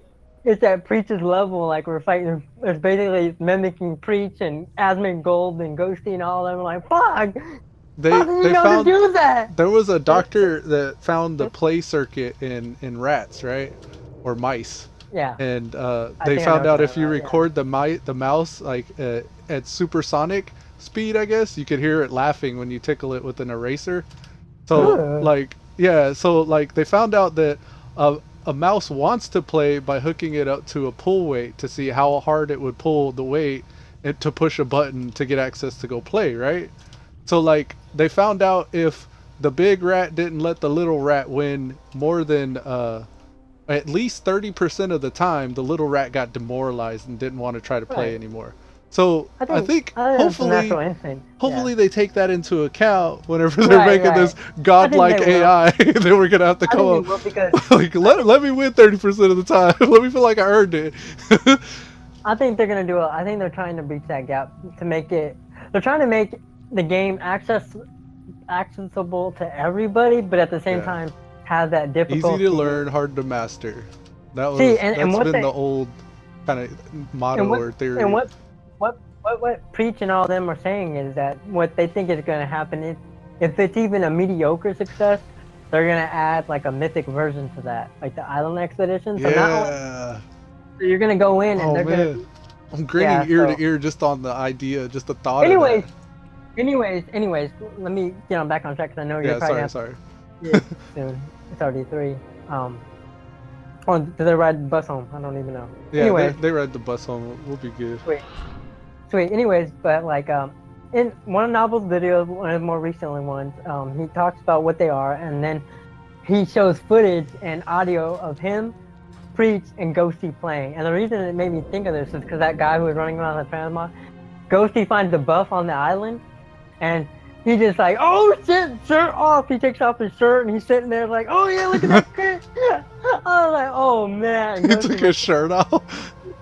Ghost is the man. Like, he's really funny. Like, almost like a real comedian. Like, I couldn't even tell like if he ran in there with like his character shirt off already, like it was already a mock, or he literally took it off and was still just wrecking face. I think he was a rogue. We just phased. Did you see that? Yeah. Because I mean, I don't want to take away from what you're saying, but I was at the board here and I was just thinking, I've never seen this board, like actually been able to look at it, because there's always so many players, and now there's like they're popped up again. But I just noticed that either that or a bunch of people logged in all at once.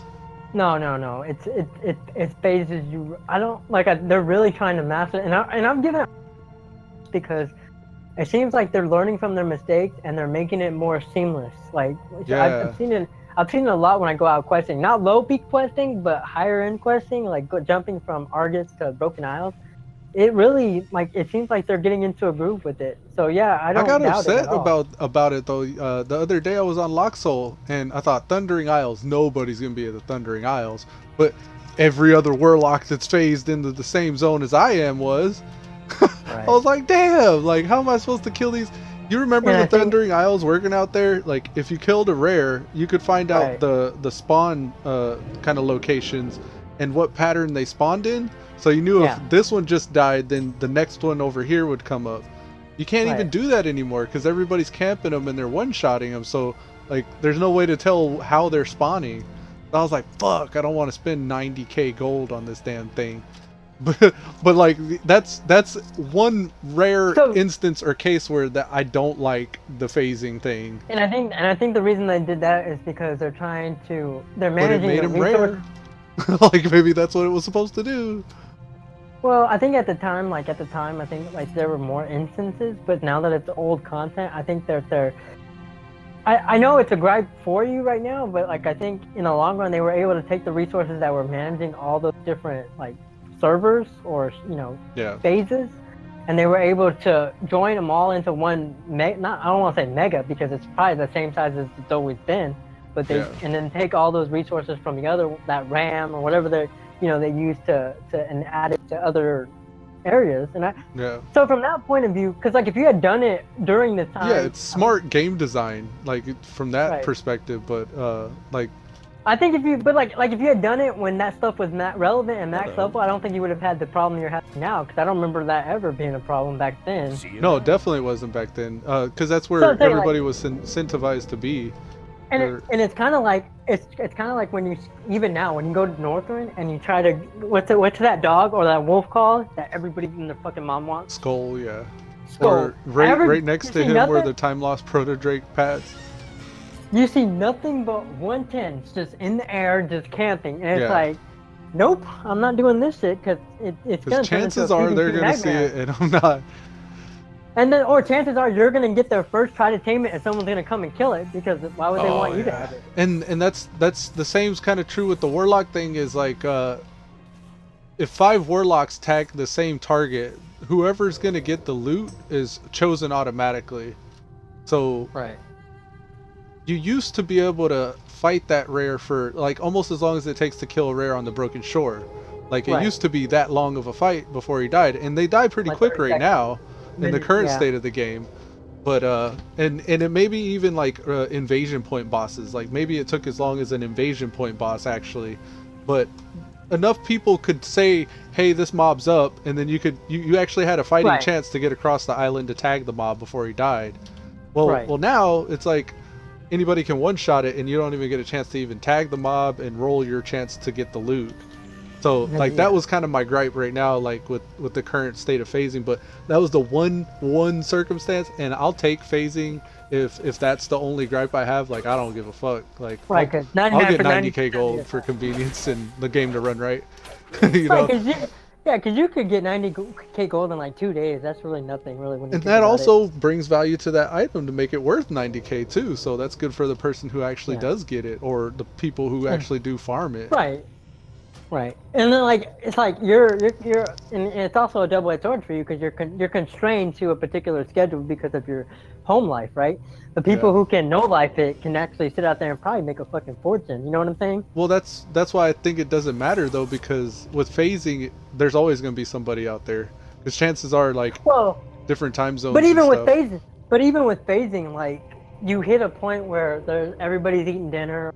Everybody's I was during off-peak hours. It was definitely like I only play during off-peak hours. But like I'm saying, like because like you see it ramp up, and then every now and then, like I don't want to point to a specific time because it's not a specific time. There's like a random. Well, lull. lunchtime for sure. Mommies and daddies log in, and you could tell, like if you're running dungeons or doing battlegrounds during that time. But like you said earlier, when you say lunchtime, everybody has a different lunchtime across the world. It's like a 4-hour window from West Coast to East Coast, right? So, right. Like that's and then, like, what I consider lunchtime. And then like the 4 to 4 hours of dinner of after school and work time. So I mean, there's that too, that they get in and do their dailies or their rating or mythics or whatever it may be. But like eventually you'll get to a point where you see a lull where everybody's like either locked in raid or they're calling it for the night, and like there's fewer people on for.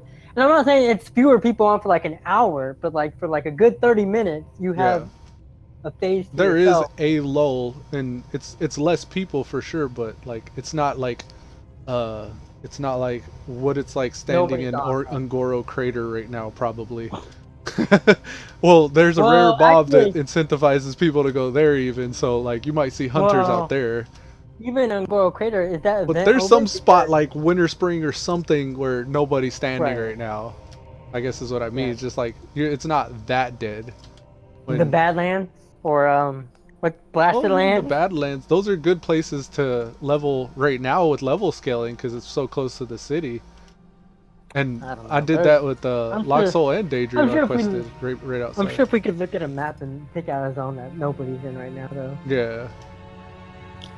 But I guess all this does kind of have to do with creating a guild, because we got to understand the state of the game to understand what players are doing, to understand like where a community can happen. To try to tie a bow around all this. Well, not even that, but I was just gonna go back and say, just because I'm one of those, like, I don't want to say completionist. I'm just an asshole. Azara above, you know.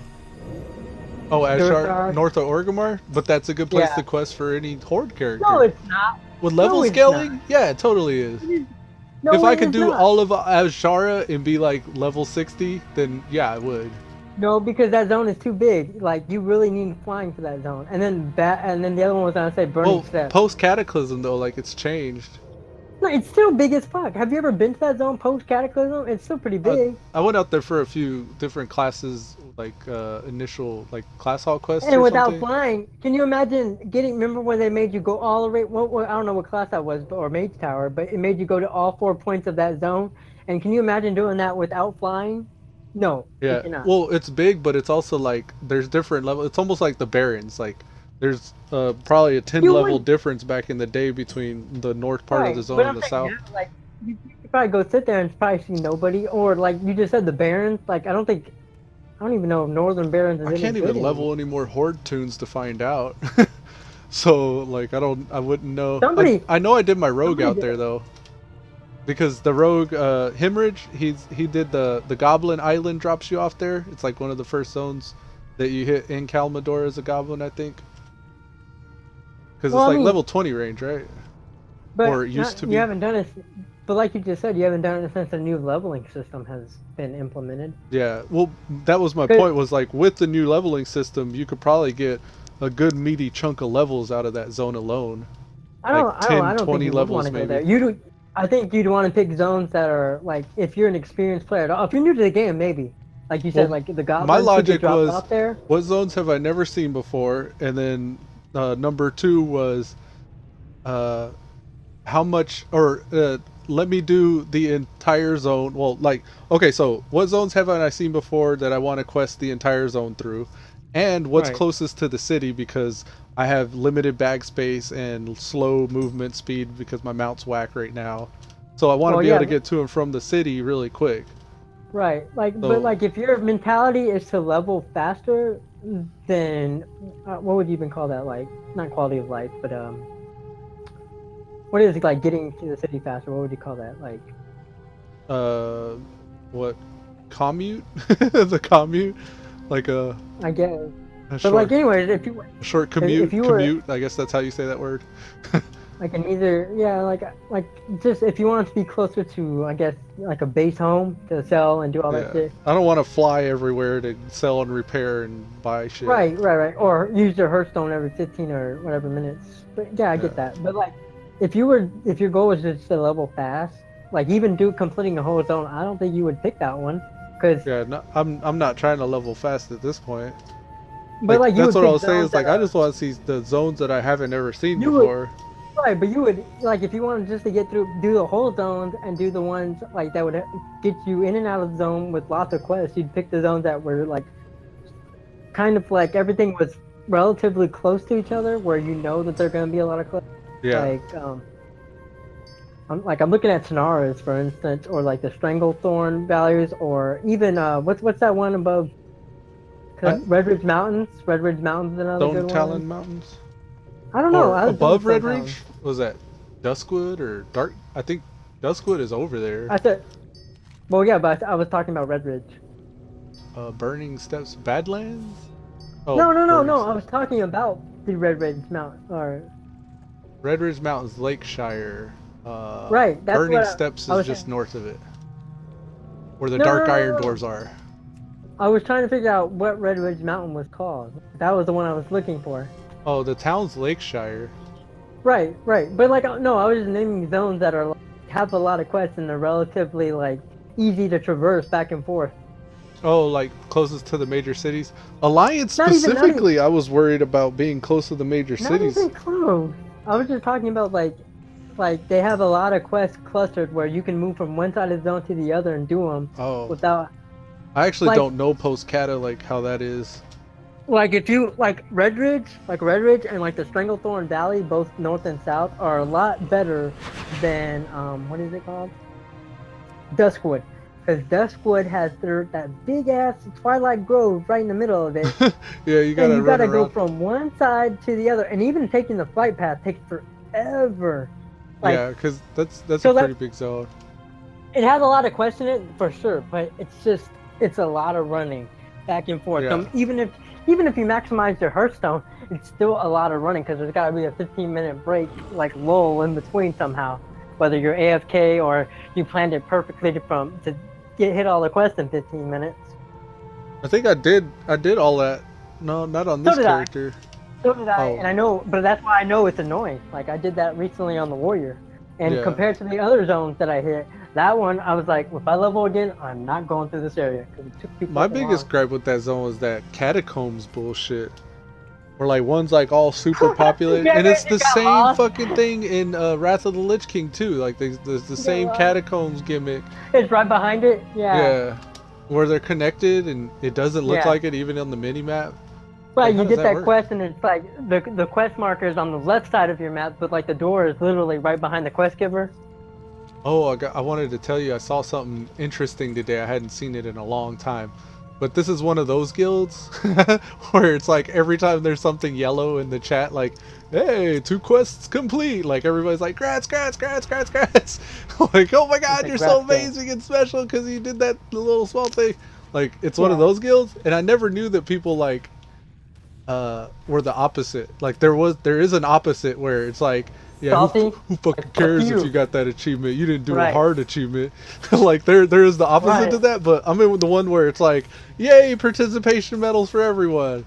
So like that's the sense I got from it today. But anyways, like there was a handful of people who just returned to the game just in this guild alone, and they've stated that like it's weird they have to tell people too, like, I'm new to the game or I'm just returning. Like they feel like they need to tell everybody. It's funny because on Allcraft, like they literally talk about that, like where like you get into a group like a raid or whatever it may be, and you always have to throw out that excuse of why you're gonna play really shitty, and like their theory. Let me further lower your expectations from the median, so you're prepared and it's for like even we use it, even us who have been playing this game nonstop for 10 years, like, oh, like I'm just leveling this tune, and so I got crap gear, or like I just 2 pulls later is God, like, God incarnate in dungeon. Did you see that lag spike? Like I can't believe that lag spike. Yeah. My FPS went down to 2. Let me make sure this party understands why things are happening this way. Right. But anyway, so like in your guild, they were all positive, returning. Yeah, one of these guys, he was like, "Hey guys, new to the game." I don't know if he said it before or after, but he was like, "Can anybody come help me kill this rare in Azuna?" And I was like, he said they're supposed to drop good loot, right? And he's like, and somebody said, yeah, I'll help you. And this level 110 is flying from Dalaran to Azuna, and they're grouping up to kill this rare. And I just like, I hadn't seen that in a very long time. And I didn't think, like, I don't know what it is. It's like rares aren't rare this expansion, and legendary is not legendary, and all that. Like I've been saying that since like, I think Wrath of the Lich King was the inception of it, but like at this point in the game, like right now, it's not uncommon to see millions of DPS and somebody solo a rare or elite mob. But like this guy must have been from a long break in the game if he thinks he needs help killing a rare in Legion. That's not necessarily true. That's not necessarily true because there is a rare. There are rares I can't kill, like, and I know them when I see them. I just avoid them. But yeah, I was just I gonna see say that. Like, there's right in the starting zone of Azuna. There's that big fucking tall ass demon. The world quest one, yeah. And like you can't kill him. Like he's I've tried. Phased, yeah. And like even when you activate him, you still can't kill him. Like I've gone down there with Ethereal, and because he was a world quest for whatever reason. Yeah. And I killed him, but it took me doing some fucking rotations. Like I was surprised. I was like, this is Azuna and this is a rare. Like I actually. It's weird. It was almost like fighting. He was an elite rare, I think. Right. It was almost like fighting Argus, like a rare on Argus. Like that's how long it took me, like by myself, like on Ethereal. Like she's like 930, right? So yeah, it did take a while. So I can see that, and that's just Azuna. Like Azuna, yeah, that very well could be the one he needed help with. But I hope he's not asking for help with the little sea whale one right there, the sea lion. But you're right. But it surprised me because I hadn't seen that in a while. Like someone asking. And every zone has at least one. Like the one in High Mountain, that one that walks around and just fucking one shots you. That fucking dick. Hate that guy. Every time I'm doing that what is it? Those flying little. It's always an Etten. It's always the Etten guy. Like in Surmar, I saw that one today. I went out of my way to go kill him. Yep, and Surmar has like 3 of them. Surmar has like 3 of the rares, and then. The Stormheim? I don't know if Stormheim has one. I know there's a couple on that Shield's Rest Island way out in the fucking boonies. Oh yeah, that whole island though. You're ready for that by the time you go out that way. Yeah, but other like on main Stormheim, I don't think there is a rare. That's hard. But it's weird like that the difference between those rares to the next rares, and then the mentality like this guy's like, I need help. Rare. But while we were talking, this guy next to me, I've been watching him. You seen the little gnome here that has the cool skull and the 2 green maces that was standing here? Yeah. He's pretty cool mogged out and everything.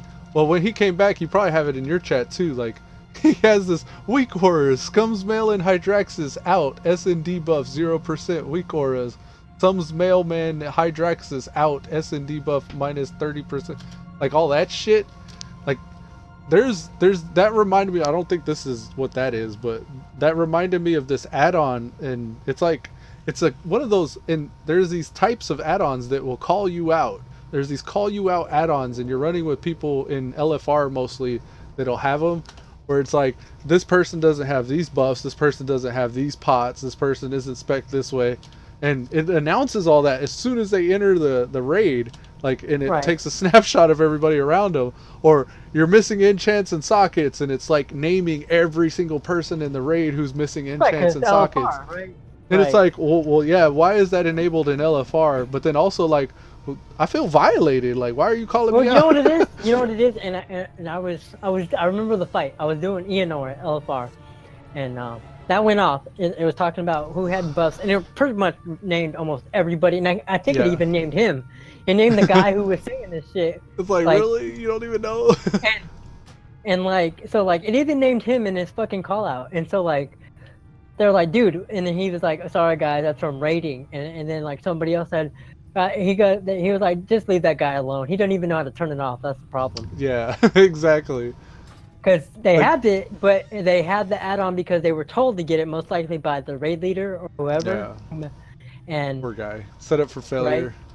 Right, and so like he doesn't even know how to turn it off, and that's another problem. Like all these add-ons, well, and it's not a problem because, well, it never used to be, because when you would get an add-on, you would learn about it. But now with Twitch, like the way the add-ons are done now you just go onto a website and it's like, you want these add-ons when you start playing Legion, and so you go and download them. I tried to think of like what core basic add-ons I would offer to a new returning player. There was this guy in, I think, Daydreams Guild that was coming back. I told you, he reminded me, he was like a young Joey, and he had just come back to the game, and he was asking me for help, like just on like what he needed to do in order to get caught up to relevant. And I was just like, beeline it to Argus, man. And he didn't even have DBM. And while I was, he asked me like what other add-ons I had that I recommended, and I told him like details.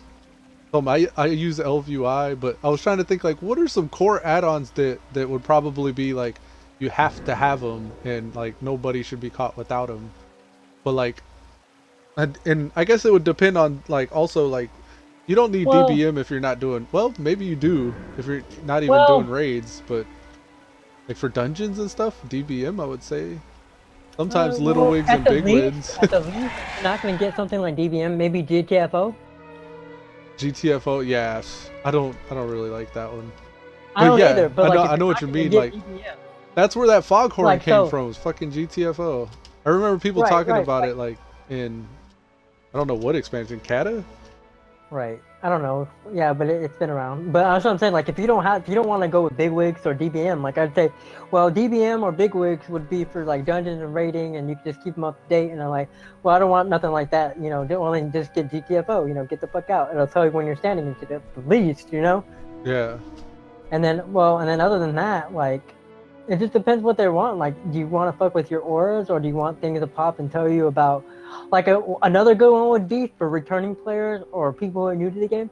I would tell them straight up, all right, here, I'm gonna link you a website, you download Tell Me When, go to that website, and you just copy and paste whatever string they give you for your class, and just pretty much move that around your bar.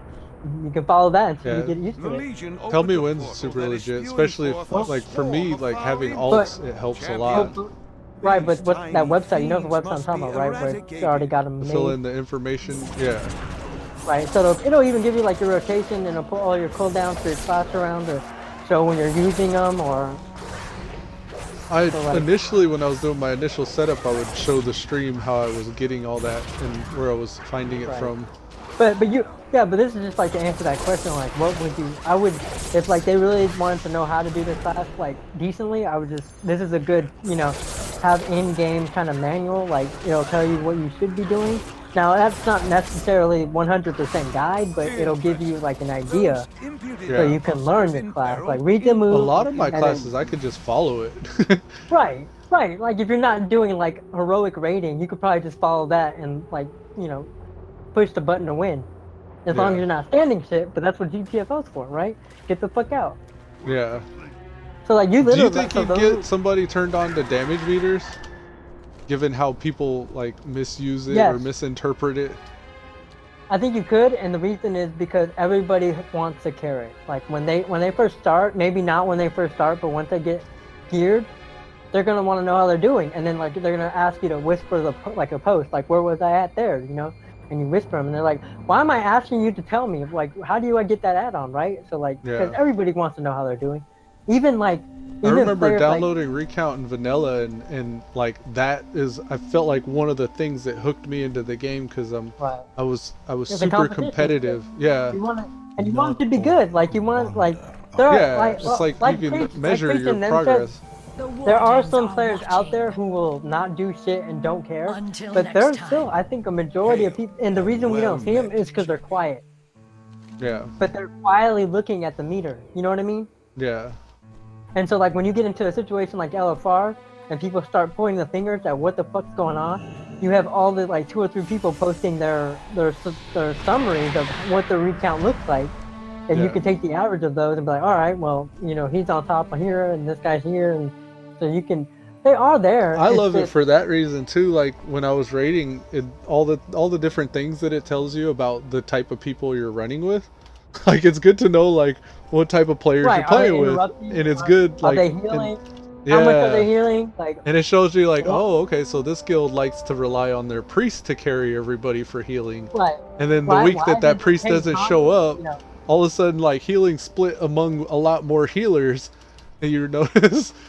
Yeah, like, I mean, you can, it's good for stuff like that. Like, why did we wipe? You can look at, oh, the tank taunted at the fucking thing at the wrong fucking time. Yeah. I mean, yeah, it's like, good. It's good for stuff like that, too. For ads, like the ad phases, like who did the most damage to the ads, like, and who wasn't focused on ads at all. Right. Who was still on the boss when they should have been on the ads, right? Or and that's just to say, like, hey, maybe like you send that guy a whisper and say, you know, you're supposed to switch to ads, right? Oh, you do know? You're just an asshole? Okay, well, fuck you. Right. Like, who was cleaving? Like, I saw Asmon Gold, they were doing, like, a couple weeks ago, they were doing Ulduar, and on the boss with, like, he's got the 2 arms, and, like, they weren't supposed to cleave, and so they were just supposed to focus down the boss. And, or your cast cleave. Yeah. Right, they were all, like, but, like, you could tell where the majority of the damage was. It's spread out amongst 3 fucking targets, then you're cleaving, right? If you're cleaving, but you can actually see the spell cast though. You're like, oh well, cleaves, guys. Like, why are there 3 warriors casting cleave? Well, right, but like I think that was okay. But like the point is, like, if the majority of your damage is spread across all three of them instead of, you know, you're cleaving. Right, I can see your cleave damage, but at the same token, the majority of your damage went to the target you're supposed to be fucking hitting. Right. Yeah. 80% or 70% of your damage went to the target you were hitting. It was just, you know, the ability to cleave. That's fine. The stated damage meters now definitely is, I think, a tool that any player should have. But, like, learning how to read it and what it's useful for is, like, a whole other can of worms. But I think if you have it in front of you, like, you'll tinker with it here and there over time and learn it better. I don't even think, like, I really don't think it's necessary as long as somebody in the party has it. Because in a raid environment or a guild, well, look, think of it this way: like, if you know how to play your class, and you really don't give a fuck about if you're a top damage dealer or not, and like you get into, like, let's say a mythic or a raid, if you're doing your job right, and like you don't even know if you're at the top of the charge, you could be the top DPS but just not know it. But everybody else, but like that, the raid leader knows it. Like, oh, that's, you know, so and so, he's the top DPS. And like you might not even know if he has a damage meter or not. But like, as long as you're doing your job and you're not fucking up, I don't really think it's necessary. Right. But that's just like, it's like, it's more of a, like, I agree. Like a raid leader, somebody, or like a party leader needs to have it, not because he needs to see who's on top, but because, like, details, you can click on a name and see what they're doing, you know, what the rotations are. And now with logs, the way that they have the website hooked up, you can actually go, like, into Radar.io and check out somebody's log. I want to find out how to set that up because I've been wanting to tinker with it, but I don't know what I need to do. Like, I was watching Alkaline, and apparently, like, he's a raid leader, and people on his stream or who watch his YouTube stream send him their logs, and he'll go through them, and he'll be like, "All right, this is what you're doing. Like, you're fucking up here, Ah, you're," that's smart. and because he can look at the You uptime, can and coach then them. like you can coach him, and like you can even look at what higher end players are doing who play That's that actually stuff. some of the best players in the game, like the ones you hear about in Icy Veins, like that they say that they ask the top DK of the world advice and stuff. Like they actually have their own online services where they'll train you to play WoW really good, and you pay them monthly, and you meet up for sessions and stuff. Like you're going to the gym and you got a personal trainer. Yeah. And that's been a thing for a long ass time, at least since Wrath, at least. Well, now if you got the add-on, you can just look up a character and find his logs, and that's what. I wonder if that's still a thing though, like, because I doubt it. It sounds like a personal trainer. Right, but I doubt it because now all you need is a character name, and you can go look up the regular log. But someone's gonna pay for it. Somebody wants it. Someone ignorant. Yeah. Someone who don't care. You know what I like more than my damage meters? Knowledge. I was gonna say they might as well just buy an account with that money. Hell yeah. Cause you know I just haven't seen one of those in a while, but I've heard about those people that will train you to be better at WoW. I don't know where I got that from, but they had like a whole legit, like, well, not even legit, it's like one of those sketchy websites you give your email address to and they'll give you a newsletter. I don't remember where I saw it though. I used to be hungry for like WoW whenever I wasn't playing. I'd be constantly researching like my class or what the raids were doing and like how to do boss fights. I haven't got like that for a while in a while. If anything, it's more the lore. The lore I've gotten into, and during when I'm not playing, like I'll go and like I think it was the last week or the week before. I actually took 3 days off of not even logging in, and I told you that I was like kind of trying to find my stride again. I was really just looking into lore. Like I was researching it, just going through it, videos, and I bought Chronicle 1, which was really fucking expensive, by the way. It's like Blizzard shit. Like, is that the Christie whatever lady author? No, she's one of the authors in it. Or she's part of that. But no, she's coming out with her own book, and coming soon in July. Plus, Chronicle 3's coming out this month. In fact, I think. So you got Chronicle 1 and 3's coming out? Well, 3's coming out, and I bought 1 to get acquainted with 1. 3's coming out, I think, on the 26th. There's 2. But anyways, look at this shit. The hardcover is $30, right? The hard copy. And you could buy a used, of course, but I don't want a used. And I don't even want the hard copy. So I looked at the Kindle version. It was like $22.99 for the Kindle fucking version. Almost as much as the hard copy? Damn. So it's like just $10 cheaper, right? And I was thinking, wow, that's fucking crazy. And I bought it because I don't want the hard copy, but I wanted to read it to see if you what. can print money, why not print $100 bills instead of 20s? Right, but like I just wanted to see what, because Pyro and all those streamers I was watching, they were pointing at things, and I wanted to read the wording myself, like how it was actually said, and it's really ambiguous. A lot of this shit is. Like, they say that a lot of... Like, politicians wrote it. Kind of. Like, they say, like Pyromancer, like, he tells you, like, you can't trust it. Like, shit. But then, he goes on to quote it, like, it's kind of like with the whispers from, like, the old gods, and, like, Naifu is what they call Zalatoth. You know what Zalatoth is, right? The Naifu? I don't think so. That's the weapon for Shadow Priest. Oh, right, yeah. Okay. I forgot already. Right. If you take her like to Ogrimmar for the first time, she'll whisper you stuff, and like if you take her to certain the demonology weapon does that too, and it whispered to me the other day. I wanted to tell you.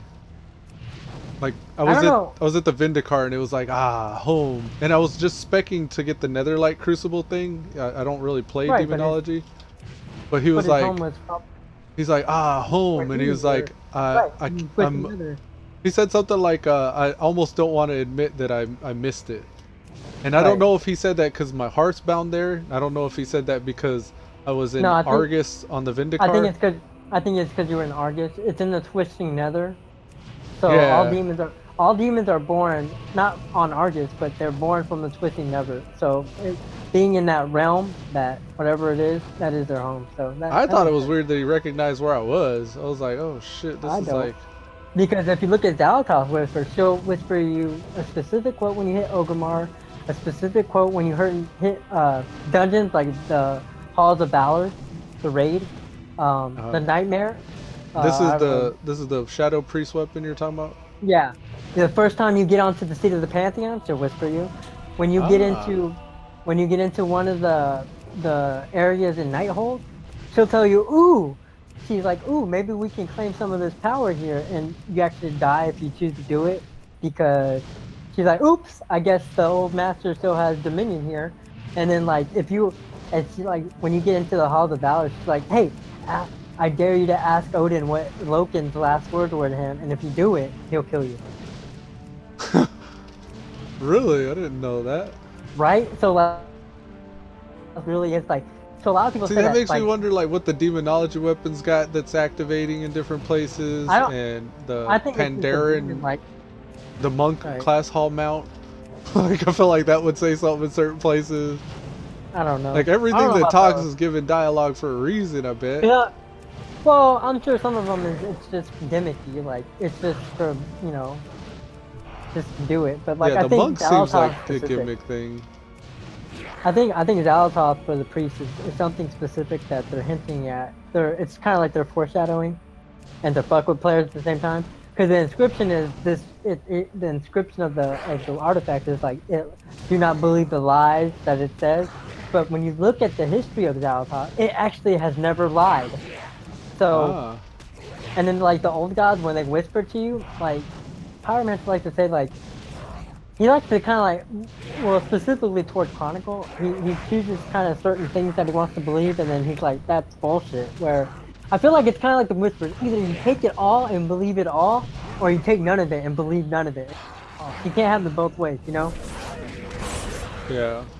So like, but then when you actually read Chronicle, he does have a point that when you're reading through it, chapter to chapter, sometimes it does feel like it's a different narrator. Like it's almost written by multiple people, which it is in real life.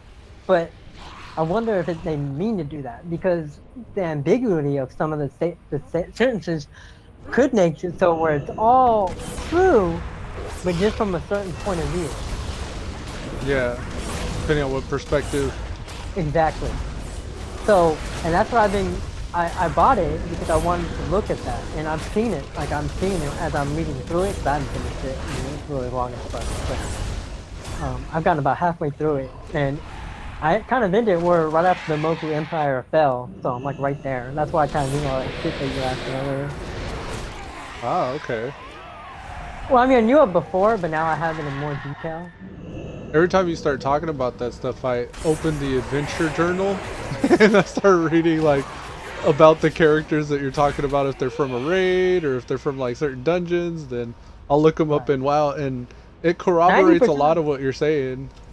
Right, 90% of the stuff I'm telling you, I get it from what you're reading, like that kind of stuff, but usually on WoW Wiki or something.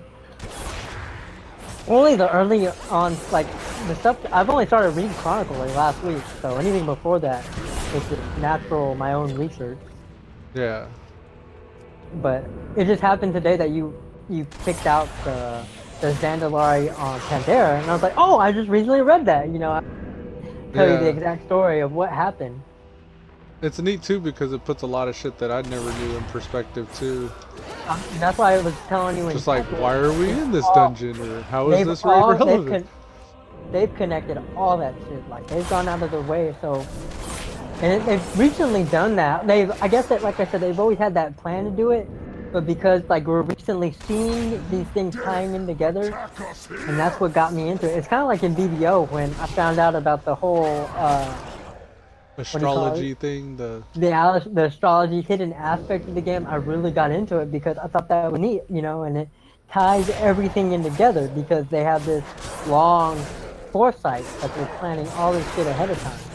Yeah. And it's kind of like what Ian Asacosta said during the Q&A, like when they were making vanilla and BC, they weren't like they weren't making professions and like abilities like, hey guys, can you imagine what we're gonna do in the 8th expansion now? No, because you're a game developer and you don't ever think it's gonna be that successful.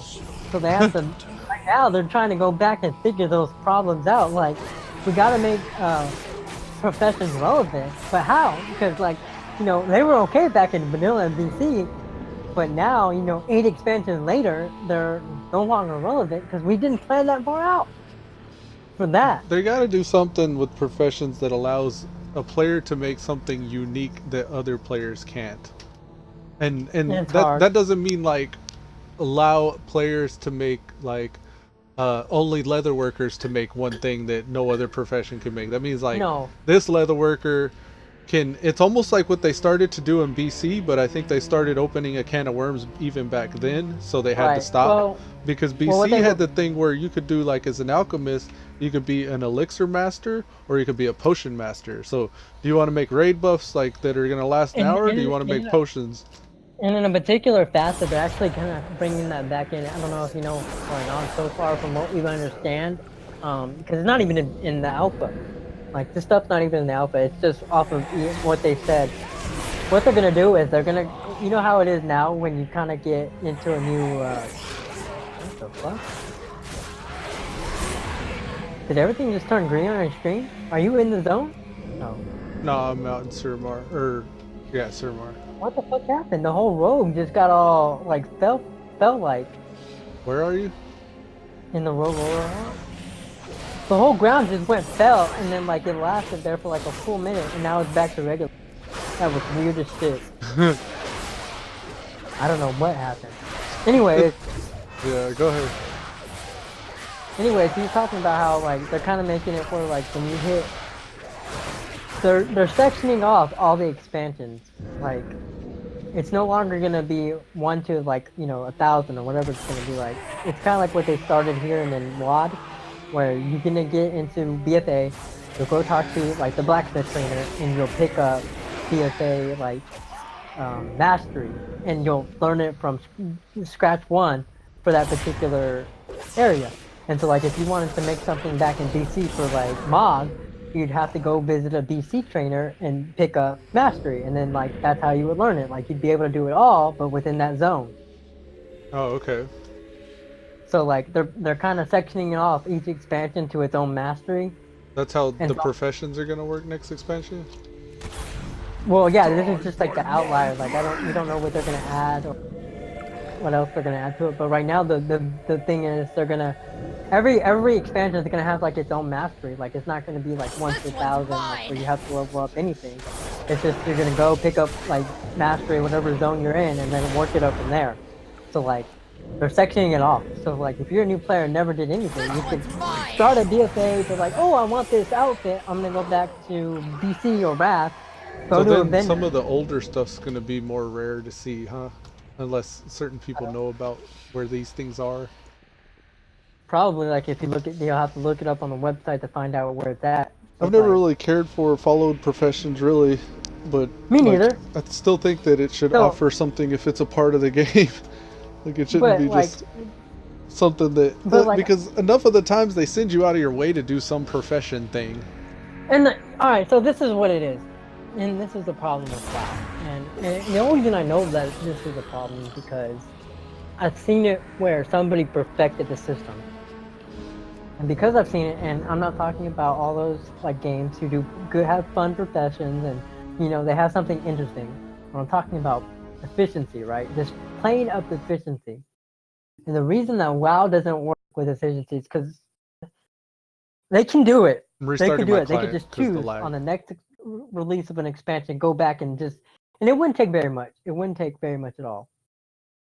Problem with WoW is they have no efficiency when it comes to drops. And what I mean by that, when you go out and kill something, whatever it may be, like if it's a human, you get cloth, right? When you kill whatever it may be, right? You get gray items, right? Or you get white items, or you get whatever. Repair bill, yeah. The problem with WoW and professions is they made it, their economy, the professions themselves, if they had the system where when you went out and killed somebody, no matter what level, no matter what zone, no matter what fucking expansion you were in, if that whatever item it dropped, whatever random, miscellaneous item that dropped from that mob randomly, doesn't even have to be the same fucking drop every time. If that mat or item was actually useful to any profession, like it could be a particular, like I don't want to say any profession, but to a particular profession, and like you could go and sell that, like it would have meaning, or you could stack it up in your bank if you're one of those, hoarders. So like, cause now you can stack up to 100 or like 999. If they had every item to actually be relevant, then I think it would go a long way to not only fixing the economy that they have with the inflation, but to their professions. Like, because I remember in Final Fantasy 14, like it didn't matter what level you were, it didn't matter what the fuck where you were at. If something dropped off a mob, it was useful. Yeah. To a profession. I remember that being weird about Final Fantasy. But like, I guess the caveat with that was that because the characters could have every single profession and master every single profession, it worked really well. But at the same token, even if you limit us to 3 professions or 2 professions or whatever the fuck it is, you would be able to take that item and sell it on the auction house.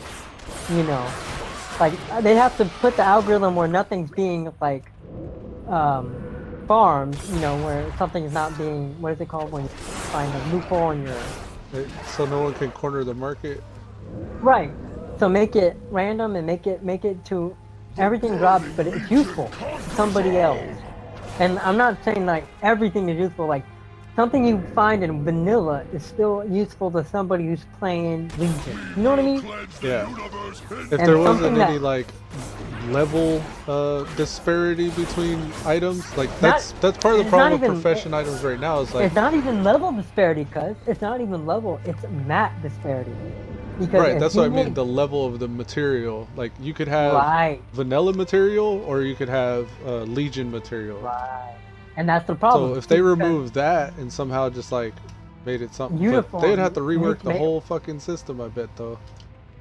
Right, but it wouldn't be that hard because then you're actually eliminating a lot of mats, right? So like because the answer isn't like the potion of swiftness, where like right now if you want to make a potion of swiftness, you got to go back into Welling Caverns area in the Barrens and farm Swift Thistle.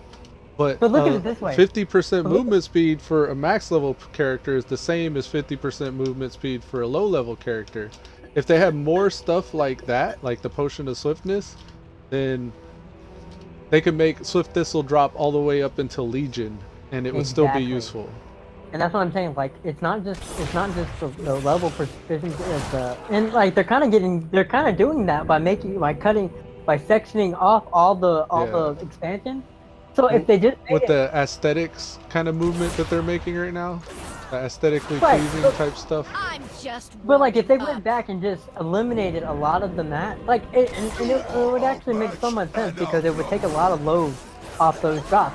Like you don't change the drop rate, you just change the percentage of whatever level. Like instead of at max level, instead of getting 3. At low level, you may get 1, but like, so it's harder to get them at low level, but they still happen to drop, right?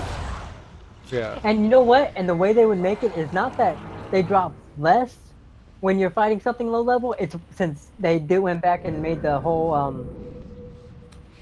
level, what do you call it? Level scaling? The level scaling. So like you have a higher rate of it dropping at a higher level when you're facing that level, like so. Or like you anything gather more efficiently in some way. Right. Well, right, but like the early expansion 1 to 60, right? So in order to see the normal drop rate, you'd have to be at least level 60. But it didn't matter if you were level 60 or 120. Like you'd still see the same drop rate, but like 1 through 59, you'd have a lesser chance of getting that item, right? Yeah. So like that's how they could do it, and then like since they did that, it would make perfect sense. And They could go back and get rid of all that cloth that they're no longer using. They could go back and get rid of all these extra mats that they're not fucking using, and just you take it out and you supplement whatever the current or whatever mat they choose to go on from this moment forward, and just plug it in, and it would fix a lot of their fucking problems with the economy. It would fix a lot of their problems with I was thinking too, like if they level scaled like any green item that you made, you could even do like scaled up. Yeah, if it's scaled up, have it just scale to the level of the crafter. Right. No, you wouldn't even do that. Like, there might be like what they could do. I think that would make everything. No, but what they could do is this. See, and they would make a lot even, and this would enhance the economy. You can make an item, right, and it's completely, whatever it is, like take level restrictions out of it, right? You make an item, like let's say I make a red robe, right? Whatever it is, and it has its base stats. You put it on the market at base stats, and when somebody purchases it and equips it, or then it automatically it scales to that person. That'd be interesting. That would also make it to where you wouldn't have as much bloat with all these items. Like, so like say that I want to make this whole Mog outfit from BC, and I gotta go right now. Like if they made it this way, like you can get the mats from anywhere. You just either have to buy them or go farm them, right? From either in BC or wherever they're at, and then you make that mod set for yourself. And it like you can use it for yourself because you're using it for transmog anyway. But you could put that on the market for the next set if you have any leftover mats. Sell it. Somebody could actually pick it up and use it to level for whatever level they're at. It would make that item useful. And it's for mogging, so it would drive the price through the fucking roof. It would create a demand. And like their mats are being used. Hopefully that's kind of what they're onto. I hope so. I don't think they are, but I hope so. Yeah. So that's what I'm saying. Like, I've seen it done, and it would be so easy, and it would take it, like you said, a lot of the bloatware with mats. It would take them off the server. Like they could just go and eliminate fucking 90% of the different cloths that they have. The ores, there's argument for keeping the ores, but just make it to a way where they drop sporadically across, like just like have an azurite, like iron, gold, but have them drop off from all nodes, and have that just like gold can drop from any node across the zone in like Eastern Kingdoms or whatever, but it's just this percentage. So no matter what node you're hitting, you're only going to see gold 10% of the time, right? Oh yeah. So I mean, off of the humanoids. There. Right. So like it's there. It's just, and like it's so easy, and it wouldn't take that hard of coding either. Because you would just delete all these old all these old material and just add in whatever it is you want them to use, right? Yeah. You're not eliminating. You're not going back and redoing loop tables. You just add in code wherever this is at in this code. You just replace it with this. Done. And so like it would actually, like you said, it would take a lot of the bloatware out of their own fucking servers with all trying to keep these different loot tables for every zone. And people storing shit in their banks and stuff. Right. And like you would you would take whatever, like let's say someone has 10,000 linen cloth in their bank for whatever fucking reason, you would take that percentage. Well, all right, it's gonna transfer like 100 of these transfer over to one of these, and then you just replace it with that particular thing. Or you give them gold for the running rate of whatever linen cloth was on the server. Either way. Oh yeah. So like I mean literally, and then it would literally solve all their fucking profession things. It would enhance the economy where they don't actually have to do anything. And it would give people a reason to spend gold. Like oh fuck, because like let's say you wanted this cool Mog outfit, and like you don't even have to put it get it and learn it. You could actually wear it if you don't have max gear. You can actually put it on and wear it for a couple levels. That would also allow you to make like some goofy ass mogs that people haven't seen all the time because it's just that special thing that's so wasted time farming. Yeah. And not only that, but like think about like the leveling process. Like when somebody is leveling and doing a craft at the same time, they can actually enjoy it no matter what fucking level they are. They don't gotta I gotta go get DC mastery. Oh, I gotta go get fucking Wrath mastery. No, they just keep leveling the professions. Like, oh, I can make this piece of gear. You know, it's a level. You know, it's from Wrath or whatever, and you're in Panda, and like it'll automatically scale to your level. You know, of course, it's only gonna last a level or two before you have to replace Then it. that's But all the more reason to keep creating more. exactly, and it'll give you, and you'll level it up. Oh, I'll create 5 chests. You know, I'll have to bend, or I'll put 4 on the market house, or keep 4 for, you know, every 2 or 3 levels. I'll throw a new one on, right? Yeah, that'd be So like, cool. it fucking solves all their problems, and it's so. I think I don't see. I'm not looking at their servers or programming, so but I imagine it would be so easy to implement something like that because they already have the system. You're just changing out one map for another and getting rid of all this bloat that they have. Yeah. Hopefully that's how something like that is how they're gonna fix the I hope so. professions. I think that's the answer. Like I literally, and so like I mean, and then like for max level, like the max level professions is where you're running into the kind of the wall, because I don't know what you would do with that still. Like they tried making Thinking where item level, max like level, everything scales to your level, but nothing scales to your item level. And that's I think where the like at the last half of the game where disconnect happens with, because I mean I guess you wouldn't want to go to the Broken Isles, like not the Broken Shore but the Broken Isles, and feel like you're just as weak as you were when you quested through there. Maybe you want to feel that sense of progression and feel more powerful than everything. But I don't know, like I wish there was a toggle so you could just like set your character to mythic mode or hard mode and have everything scale indefinitely to your level as high as you do, like as high as you get geared, and the higher your like character is like progressed, so you're saying the higher everything around you progresses. No, that's a great idea. So you're saying from 1 to 109, or yeah, from 1 to 109, it's a level scale. Once you hit 110 or max level, it becomes an item scale. That would, you know, that would again solve their problem, because that would make it to where, well, Back to your duties. But everything wouldn't be like a quick lunch break to get 10 things done though. Okay, and see, no, you're right. And you know how you would satisfy both sides of that fence? The toggle, like make it hard mode. Azeroth will Like set yourself to mythic and then go out and do mythic if you have time. It wouldn't even be a toggle. What you would do is, if you needed to, because somebody would figure it out, because someone always does.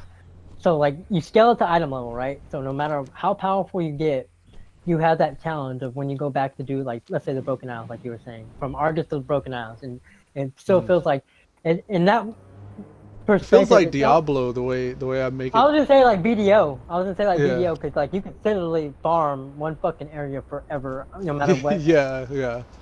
Anyways, but that aside. Well, Diablo, like, you can play the same levels over and scale it up more and more. Okay, so once you hit 110, it scales with your item level. And I think they could get away with this. And you know, because you know what somebody would do? Some mathematician or somebody who has a problem with it. They would go in and they would figure out what item level you had to have in order to go to the Broken Isles and still feel OP and get through it really quick. Like there'd be that gap. Yeah, well also too, like you have your average item level and then your equipped item level. Okay, so you got like your equipped item level and then the highest item level of all the gear that you've had. It would have to be like some kind of a separate record of up to what item level you've seen in every slot. Well, kind of like this cataclysmically epic achievement that you get. No, right. Where you get past a certain threshold, because you won't necessarily have a super high item level, kind of like what Preach is talking about. If you're playing your character right, you're actually like sacrificing higher item level for more relevant stats. Well, so, right now in Legion, and they're trying to fix that going into the BFA, but they said that going into Legion, so we'll see. But just to finish the thoughts, like if your character relies heavily on crit, you can get a lot of crit with low item level and be OP. And if you have this toggle and everything scales up to your item level, it'll see your low item level and throw low item level mobs at you, even though like with all your crit, you're effectively like 10 or 20 item levels higher than. So what you're saying is, so that's probably where it would get dicey if they were trying to do it that way. It would become, that would be, I was saying, that's exactly my point, what I was getting to. somebody would figure out what the threshold was, where you would be OP, go run over everything, and if you wanted the challenge, you would throw your best in slot gear on your item level and just like, hey, I want a fucking challenge. Let me go to Broken Isles and sold some fucking rares. Yeah, but And it would. you'd want to try to get away from the higher item level wins, according to Preach. No, you wouldn't. Not in this perspective. In Legion, yes. Yeah, true that. But in this, if they could fix item level, where like right now, secondary stats are more powerful than main stat, like, and that's what they're fucked up on, because and they said they've learned from it. We'll see if they can implement a change, because when secondary stats become better than your primary stats for classes, then item level is garbage, because you may have the best item level, but do you have the right stat for your class? Who knows? Yeah. I'm not saying that secondary stats won't always be a thing. What I'm saying is when they become... They've removed a lot already. Right, when they become to the point where having 4,000 additional crit is better than having 2,000 agility, there's a problem. You know what I mean? Yeah. Because you're saying that the my majority stat is so much weaker than crit, right? By almost 50%. For that hypothetical scenario, I was just saying, yeah. Because it could be like pawn values, like where each of them has their own value, where maybe agility is stronger, but some combination of mastery and crit is still stronger than that agility. Right, like, but that's because the developers, the game itself has so much weight, and and Ian says this in the Q&A. The reason that they did it that way was because when they started with you having low amounts of secondary stats. But the problem was as you got higher gear, it threw it on too fucking quick. So like by the end of each patch, you had so much secondary stats. So since they gave you so little and gave it such a higher weight, when you were able to focus on it and get nothing but like mastery or crit in all your spots, in all your gear slots, you were fucking OP because it had so much weight. They messed up the balance at the beginning, and they couldn't go back and fix it. Because once RNGesus got involved, everybody was screwed. It wasn't even that. It wasn't even RNG. It was just. Well, your secondary stats roll like randomly, so you could get an item that had way more crit, but still be the same item as the one that has a bunch of mastery. But because when the expansion started, they were giving out, the minimal amount because they were going to build you up with the secondary stats. But the problem was the amount of weight that they gave to those towards your abilities. Like instead of, the weight itself of how much crit adds to a particular ability was so heavy, as you started leveling up and getting the best in slot gear and having all that extra crit was weighted even far more on that ability. Like I think that's partially because a thing that to keep in mind is the developers aren't the best players of the game. Like the best players in the game are actually the best players for a reason. I don't even think that's true. You know what? That's why they do these tests to see what some of the top players are doing, and that's why the tests aren't to see what they're doing. The tests are to see what their reactions are. Well, like the PTRs, before the big patches come out, like 7.3.5 was on the PTR for a while before it hit live. But they do it. I don't think they do it for what you're saying. I think they do it for two reasons. They want to see if there's any bugs or like if anybody can. Until next time. What do you not violate, but. I guess depending on the content, yeah, you're right.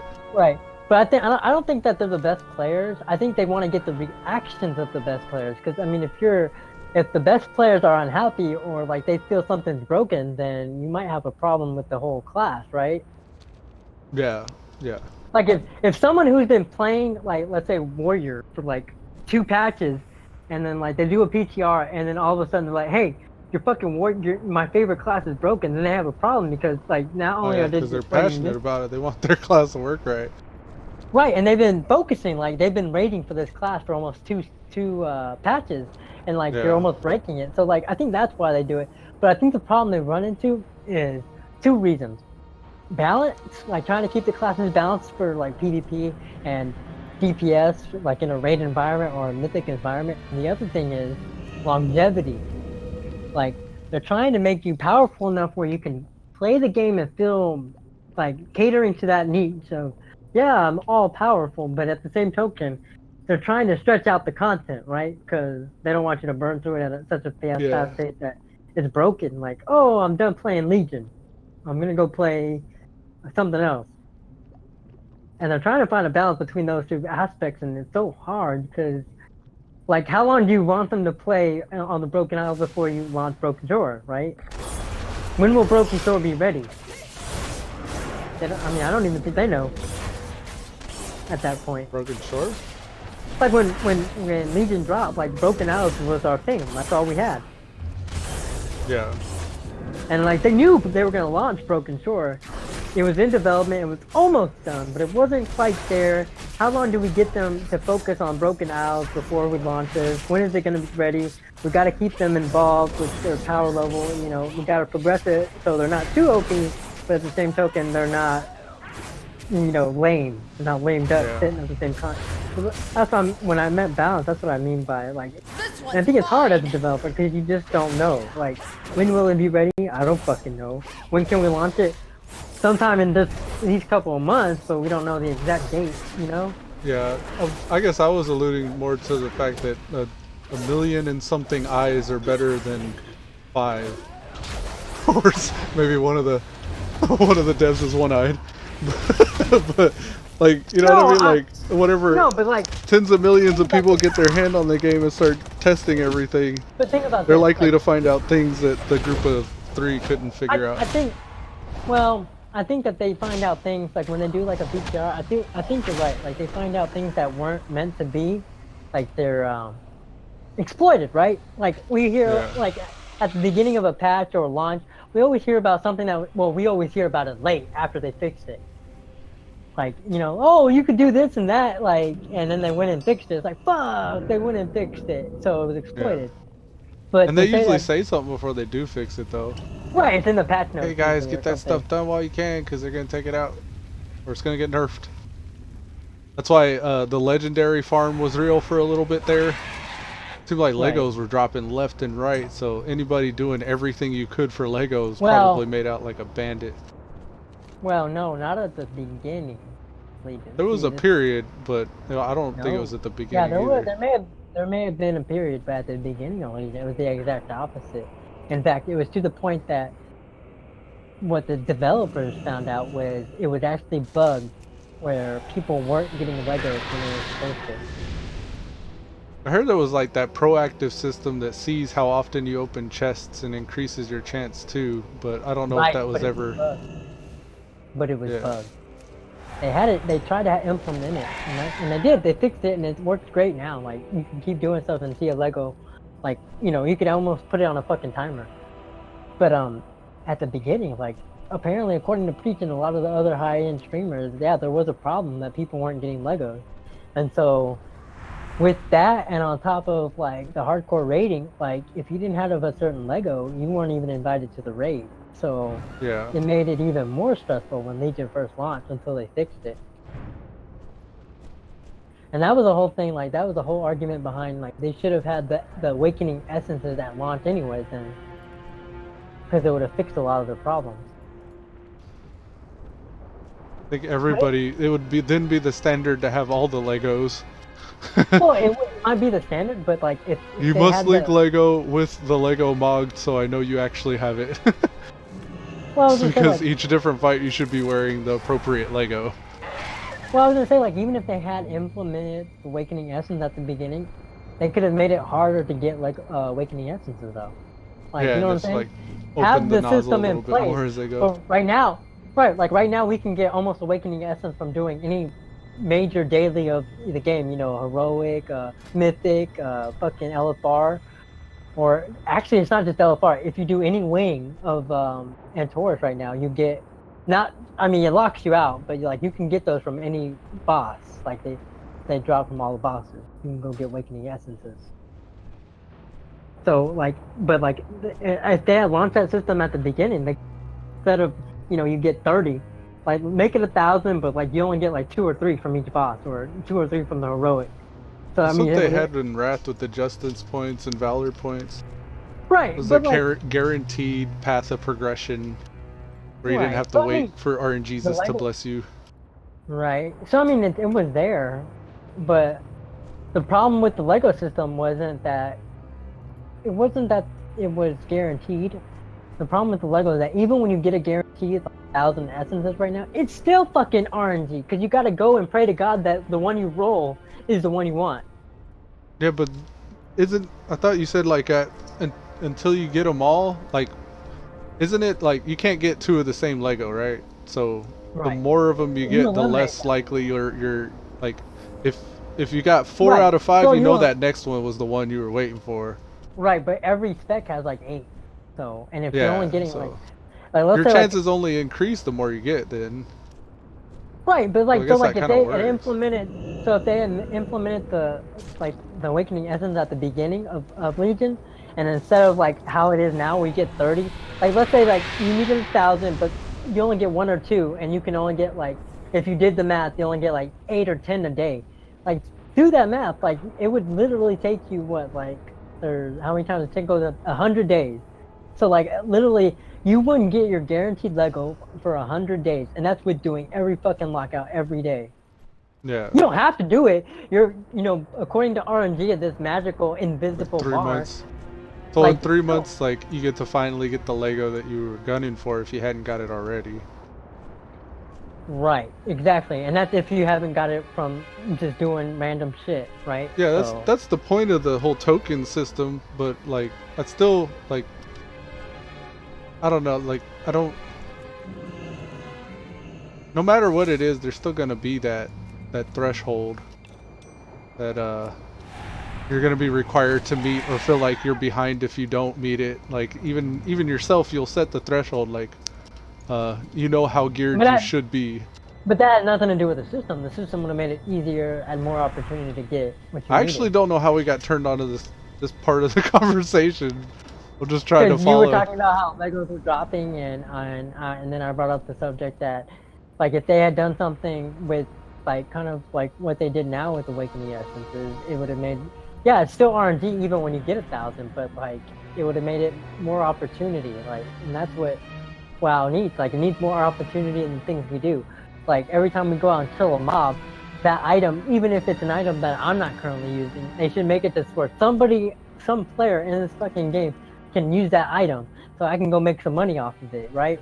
Oh yeah, with the profession items. Right, and it all ties in. Like, it's more opportunity, and then like take away like you were talking about the level requirements, making it more, and I was talking about how a standard, not like a complete standard, but like, the mats, like, reevaluate them and get it to where no matter what level you are, you have a chance of getting them, and just putting them on the market, or using them to make this specific gear, and then having that gear just scale to whatever level you are, or have it, and then like they could have an item where you buy from a reputation vendor, or a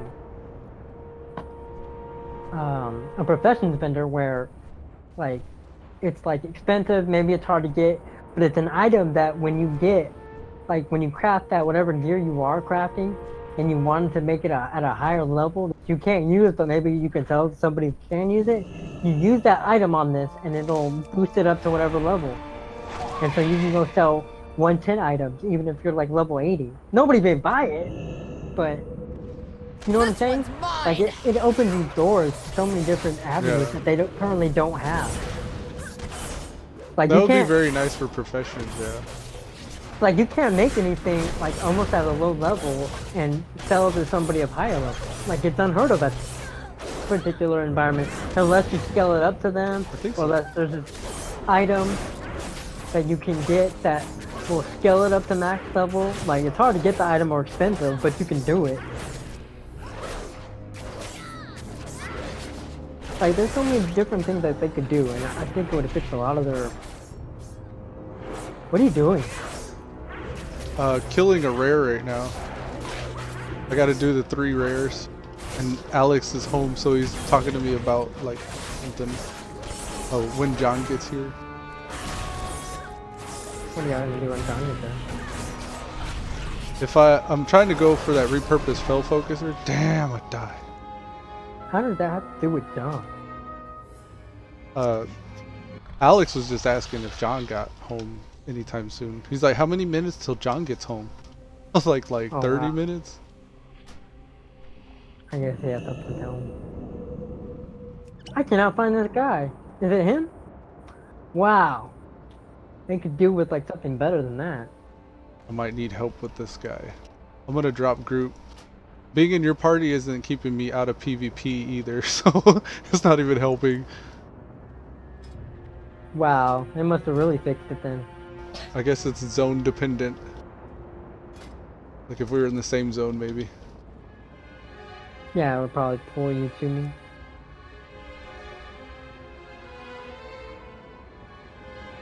That's what you get for making a PvP rogue. I don't know what you're thinking. Ganks. Wanted to gank Yeah. people. You And I'm not, I guess I'm not that type of personality because I don't actually go out of my way to gank people. I'm just like the white knight PvP guy. I don't want to fight anybody, but I'll help you out even though you're on the other side. Yeah. I hate that. I hate when like I'm doing one of those quests, like the PvP ones, and like you'll meet somebody like and you're not gonna fight them, and like you're like, oh cool, we're not gonna fight each other. Go our separate ways but stay in the same area and not kill each other. My biggest gripe is when they see you like getting attacked, they don't do nothing but they kind of just stand there and watch.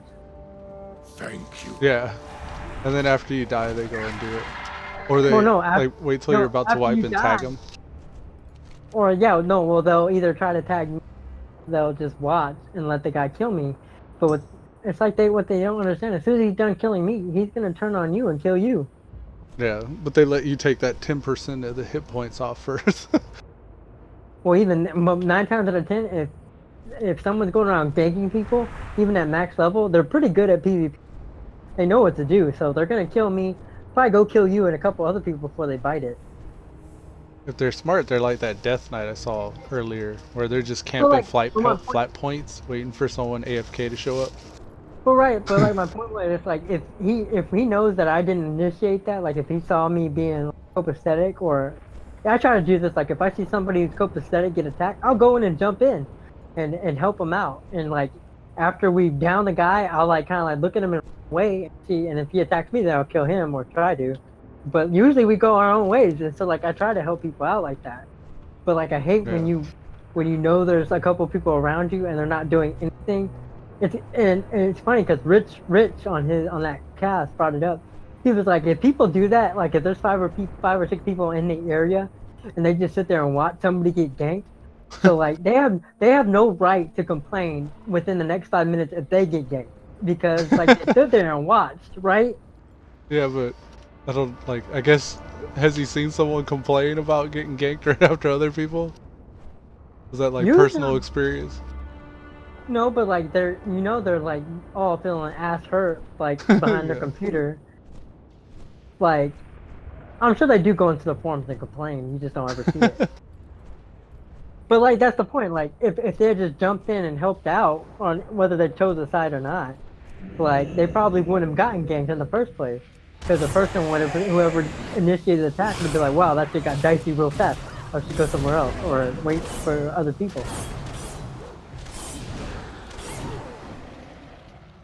Like I remember I was doing one the other night, and I signed up to this party because I just wanted to get it done. Like normally I don't do parties, but I signed up for it just to get it out the way. So I was actually on a time crunch, and I was trying to do multiple things. And so I signed up for a group. I go in and I get ganked, and my whole party gets ganked. I'm like, what the fuck? And it was by the same guy. So like there was only 3 of us at the time. 2 of us got ganked and the other guy had just flown down in. So me and the other guy respawned, and I happened to be on my hunter.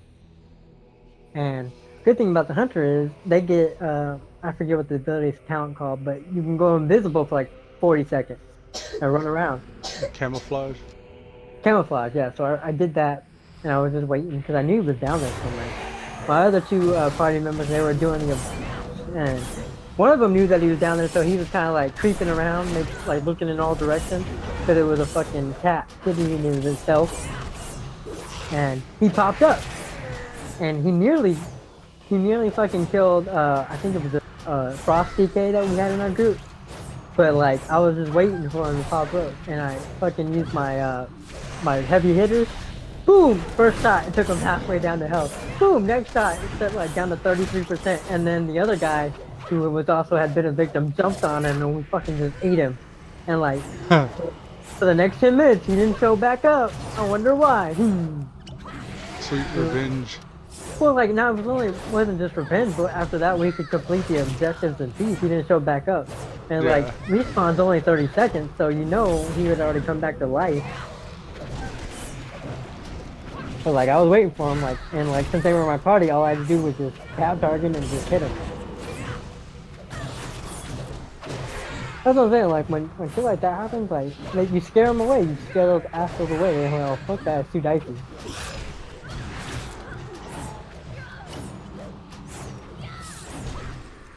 Oh, I got it down to 14%. Please don't die. 5%. Ooh, he almost killed me. You still by yourself? It's so hard to do the rares, like even right now on the rogues. Really? I'm only I'm about 910 item level. My wep's up to item level 950, but I only got 68 ranks in it. And I still almost get my shit pushed in every time I try to fight rares. What spec? Subtlety. I bet I probably would have killed him faster as assassination or been some more survivable as outlaw. What rare? What were you at? The Inquisitor, he's not active on the list right now, but he was active. On Argus? Broken Shore. Normally I like one-shot everything out on the Broken Shore, but oh, okay. This was like an elite rare. No, you're right. Like, on even my mage, I can't solo anybody out there, even at 930. Certain classes can get away with it, but the rogue isn't one. Neither is the mage. No, for sure. I believe that. Like, even... Like, in fact, I would say that only a few classes can get away with it. Like, someone who can heal themselves. Yeah. And, like, a paladin, a DK, a demon hunter, a monk. Those are pretty... And even a monk is suspect. If you're not impaired, The burning legion tank, will you fall. might not be able to do it on Windwalker alone either. Stay sharp. Like, I would say that Windwalker, they get hit too hard. Like, yeah, with your Serenity, you heal yourself and you get heals back, but if that shit's on cooldown and they hit hard, they can kill you.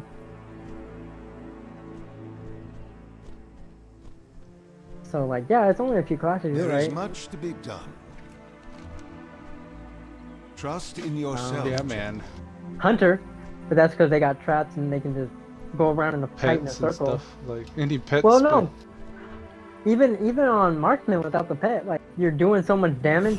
If you can just successfully kite them in a fucking circle over and over, you can kill them. True that.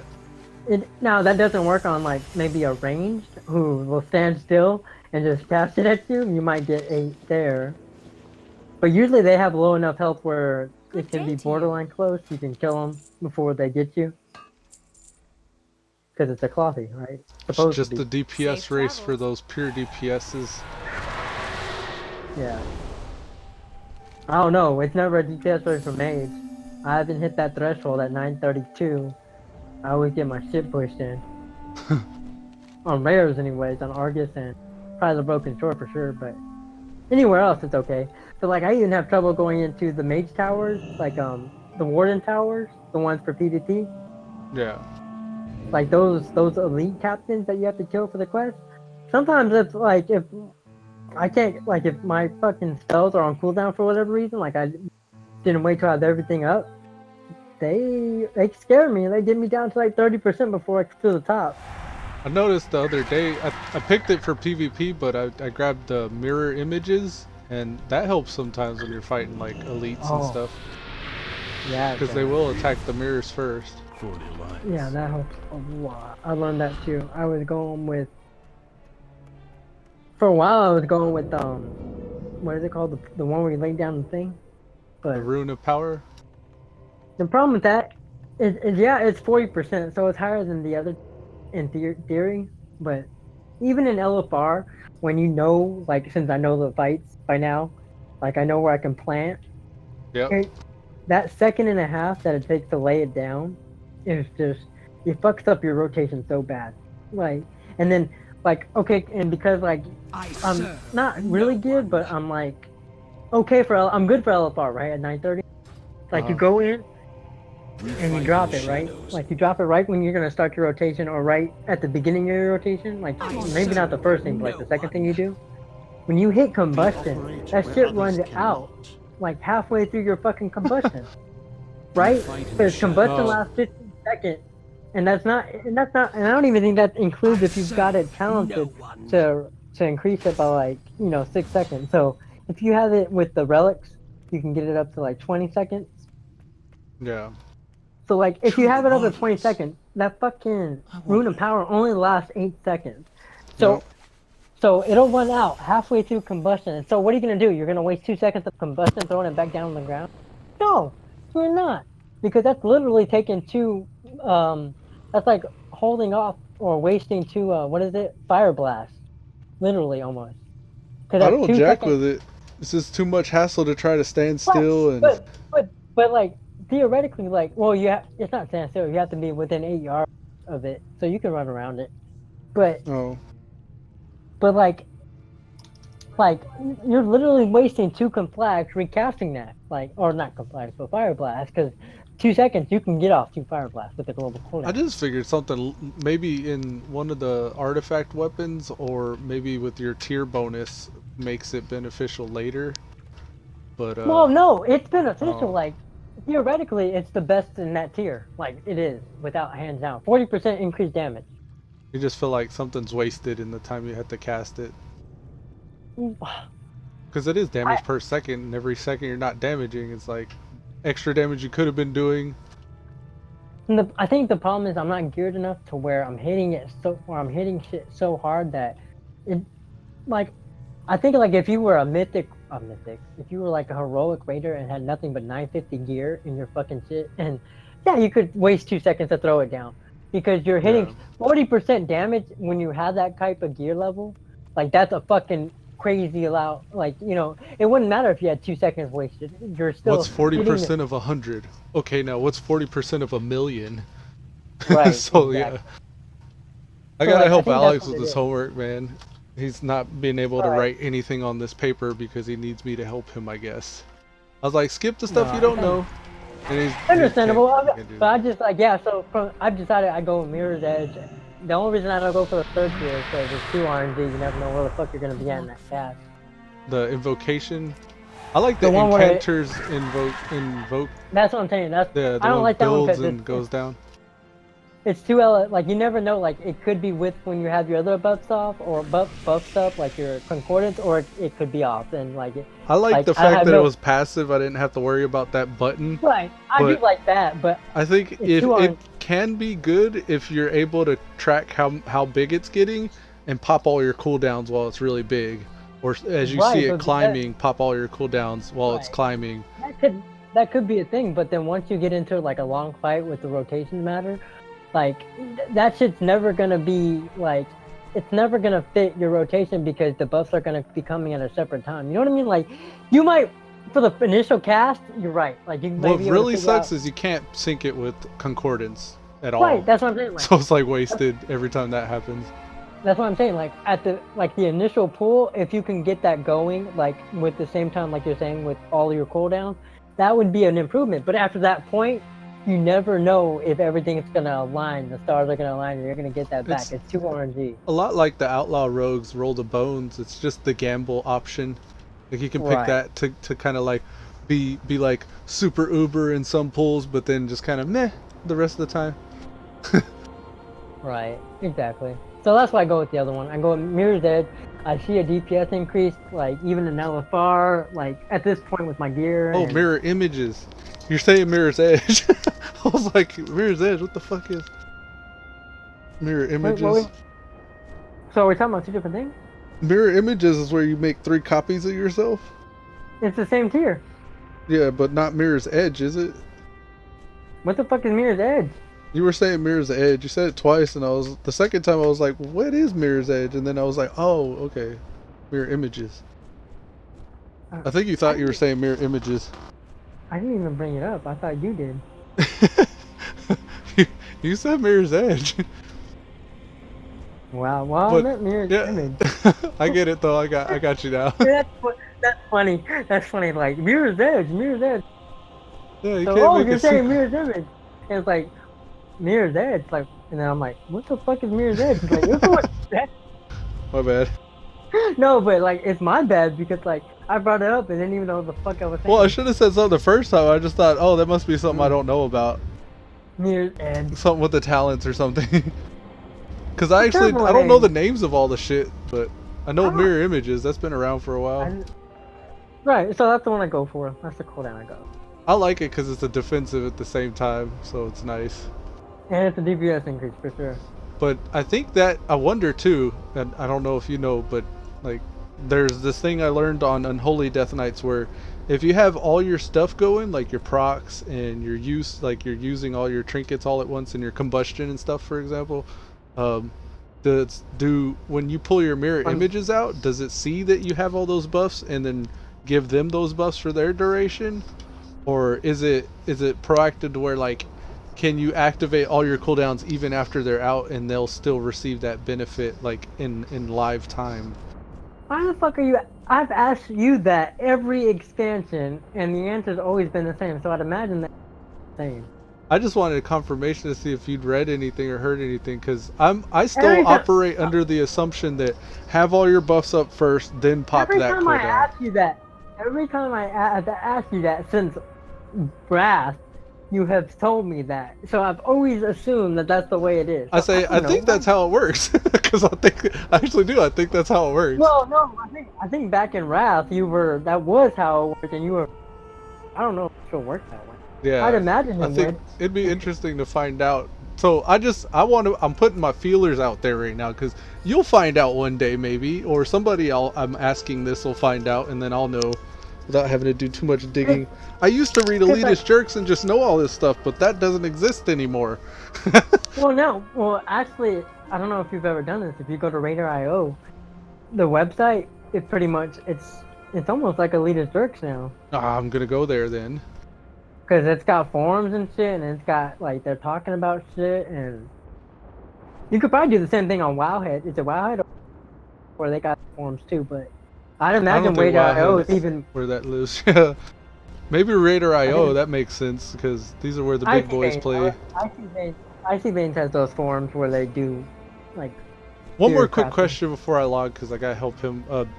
Do you think that the end game is raiding? Like, I always thought that's the pinnacle of WoW. Like, the highest that you can achieve is being like a raider. But are you asking me? Where is the end game now? Like, where do you think? Are you asking me? Yeah, where do you think the end game lives now? Is it Mythic Pluses? Or do you think like PvP is the only place where there's like an ending? There are 3 answers to this. And this is where it gets fucking... It just depends on who you ask. The first answer is in-game is Mog and Mount. That's what in-game is to a lot of people. Yeah, that makes sense for a lot of people, yeah. They get to a position, whether it's doing raid or... They've done what they care about, and now they can Mog. Right. They go back and they're completionists, they get all the pets, they get all the mounts that they can get from the new expansion, blah blah blah, or they go back and do the old shit and catching up. Alright, so that's one answer. The second answer is... And mount farming too, yeah. The second answer is mythic raiding. Beating it and getting it on farm, or whatever tier rating you've decided is right for you this expansion. Heroic, or normal, or mythic, whatever it is. The elitists are gonna say mythic, of course, and getting it on farm and trying to get, I don't really feel like mythic raiders are like... They're not players of the game, like not people that I would run into while I'm playing the game, because they're like on some level that they like new progression has released. Go ham for 2 weeks, and then or however long it takes to clear the dungeons. Go ham for maybe a couple months, and then okay, beat the game, leaves the game, goes plays PUBG or And Fortnite. you wanna know why? Because they would lose their raid spot, so that's why I know they don't do that. They're Or you think they those have guys those- then switch gears, they downshift, they I start think- cruising on alts, I think that's what they do, and or like you because, said, like, mount and mog farming. they jump on alt, or they go to Mog, and then even if they, like you said, they jump ship, they'll still come back on raid night because they have to keep that Yeah. spot. So like you're right. So that there's that. But I don't feel like I mentality. encounter those players, like in So, my but there normal is day. that. But now, and I told you this when we first started talking, the direction that it's going, it's going to be Mythic Plus. That said, because why? I said at the very beginning when Wouldn't it we be started nice this, if it was story? Like, what if you could keep the story going? Oh, What I if you would could love not that. possibly eat enough of the story would- pie, and I you- would love that. And Wouldn't so that would a be lot awesome? of people. Pyromancer, like Alcalon, all these streamers, like even Novel, we would all love that. If they could That'd just be keep cool. adding, because that's what Suramar was. It's like, we didn't say active during the whole Suramar thing, but that's what it was. You saw when we had to go back and do it for the race, the unlock, the exalted shit. You saw it, right? That was a great story, right? What Did you see bothers it? me is, like, I guess it's how questing works is deterring me from story. Because I'm not avoiding the story. Like, I would love to get the story But- and understand did you more see what's going Stormont, on. though? But I don't want to go But did- deliver parcel A to NPC B and just like run back and forth and like get Okay, but like, did you see how they did Suramar? Did you enjoy that? the masquerade bullshit turned me off hard. Like that was what No, stopped me. Right. You're right. I'm not saying that wasn't bad, and a lot of people. But like, I'm not even talking about that aspect. Do you remember having to go back and do what is it? What is the fucking achievement called? I don't even know what it's. Insurrection I know you or didn't something? finish. Insurrection. Like I know you didn't do that while we were playing because you had to go back and do it, and so did I. So I know that wasn't anything to do with like unlocking the raid. That was its own objective thing. Did you see how you went back and did that? Did you enjoy that part though? What do you mean? The story where you and went in- stuff, like the lore. The story, the lore. Like, did you enjoy where we had and at first, like we were helping them build up that what is it? That Al Shara, whatever that place is called, that little hut. Seeing Yeah. it progress and stuff.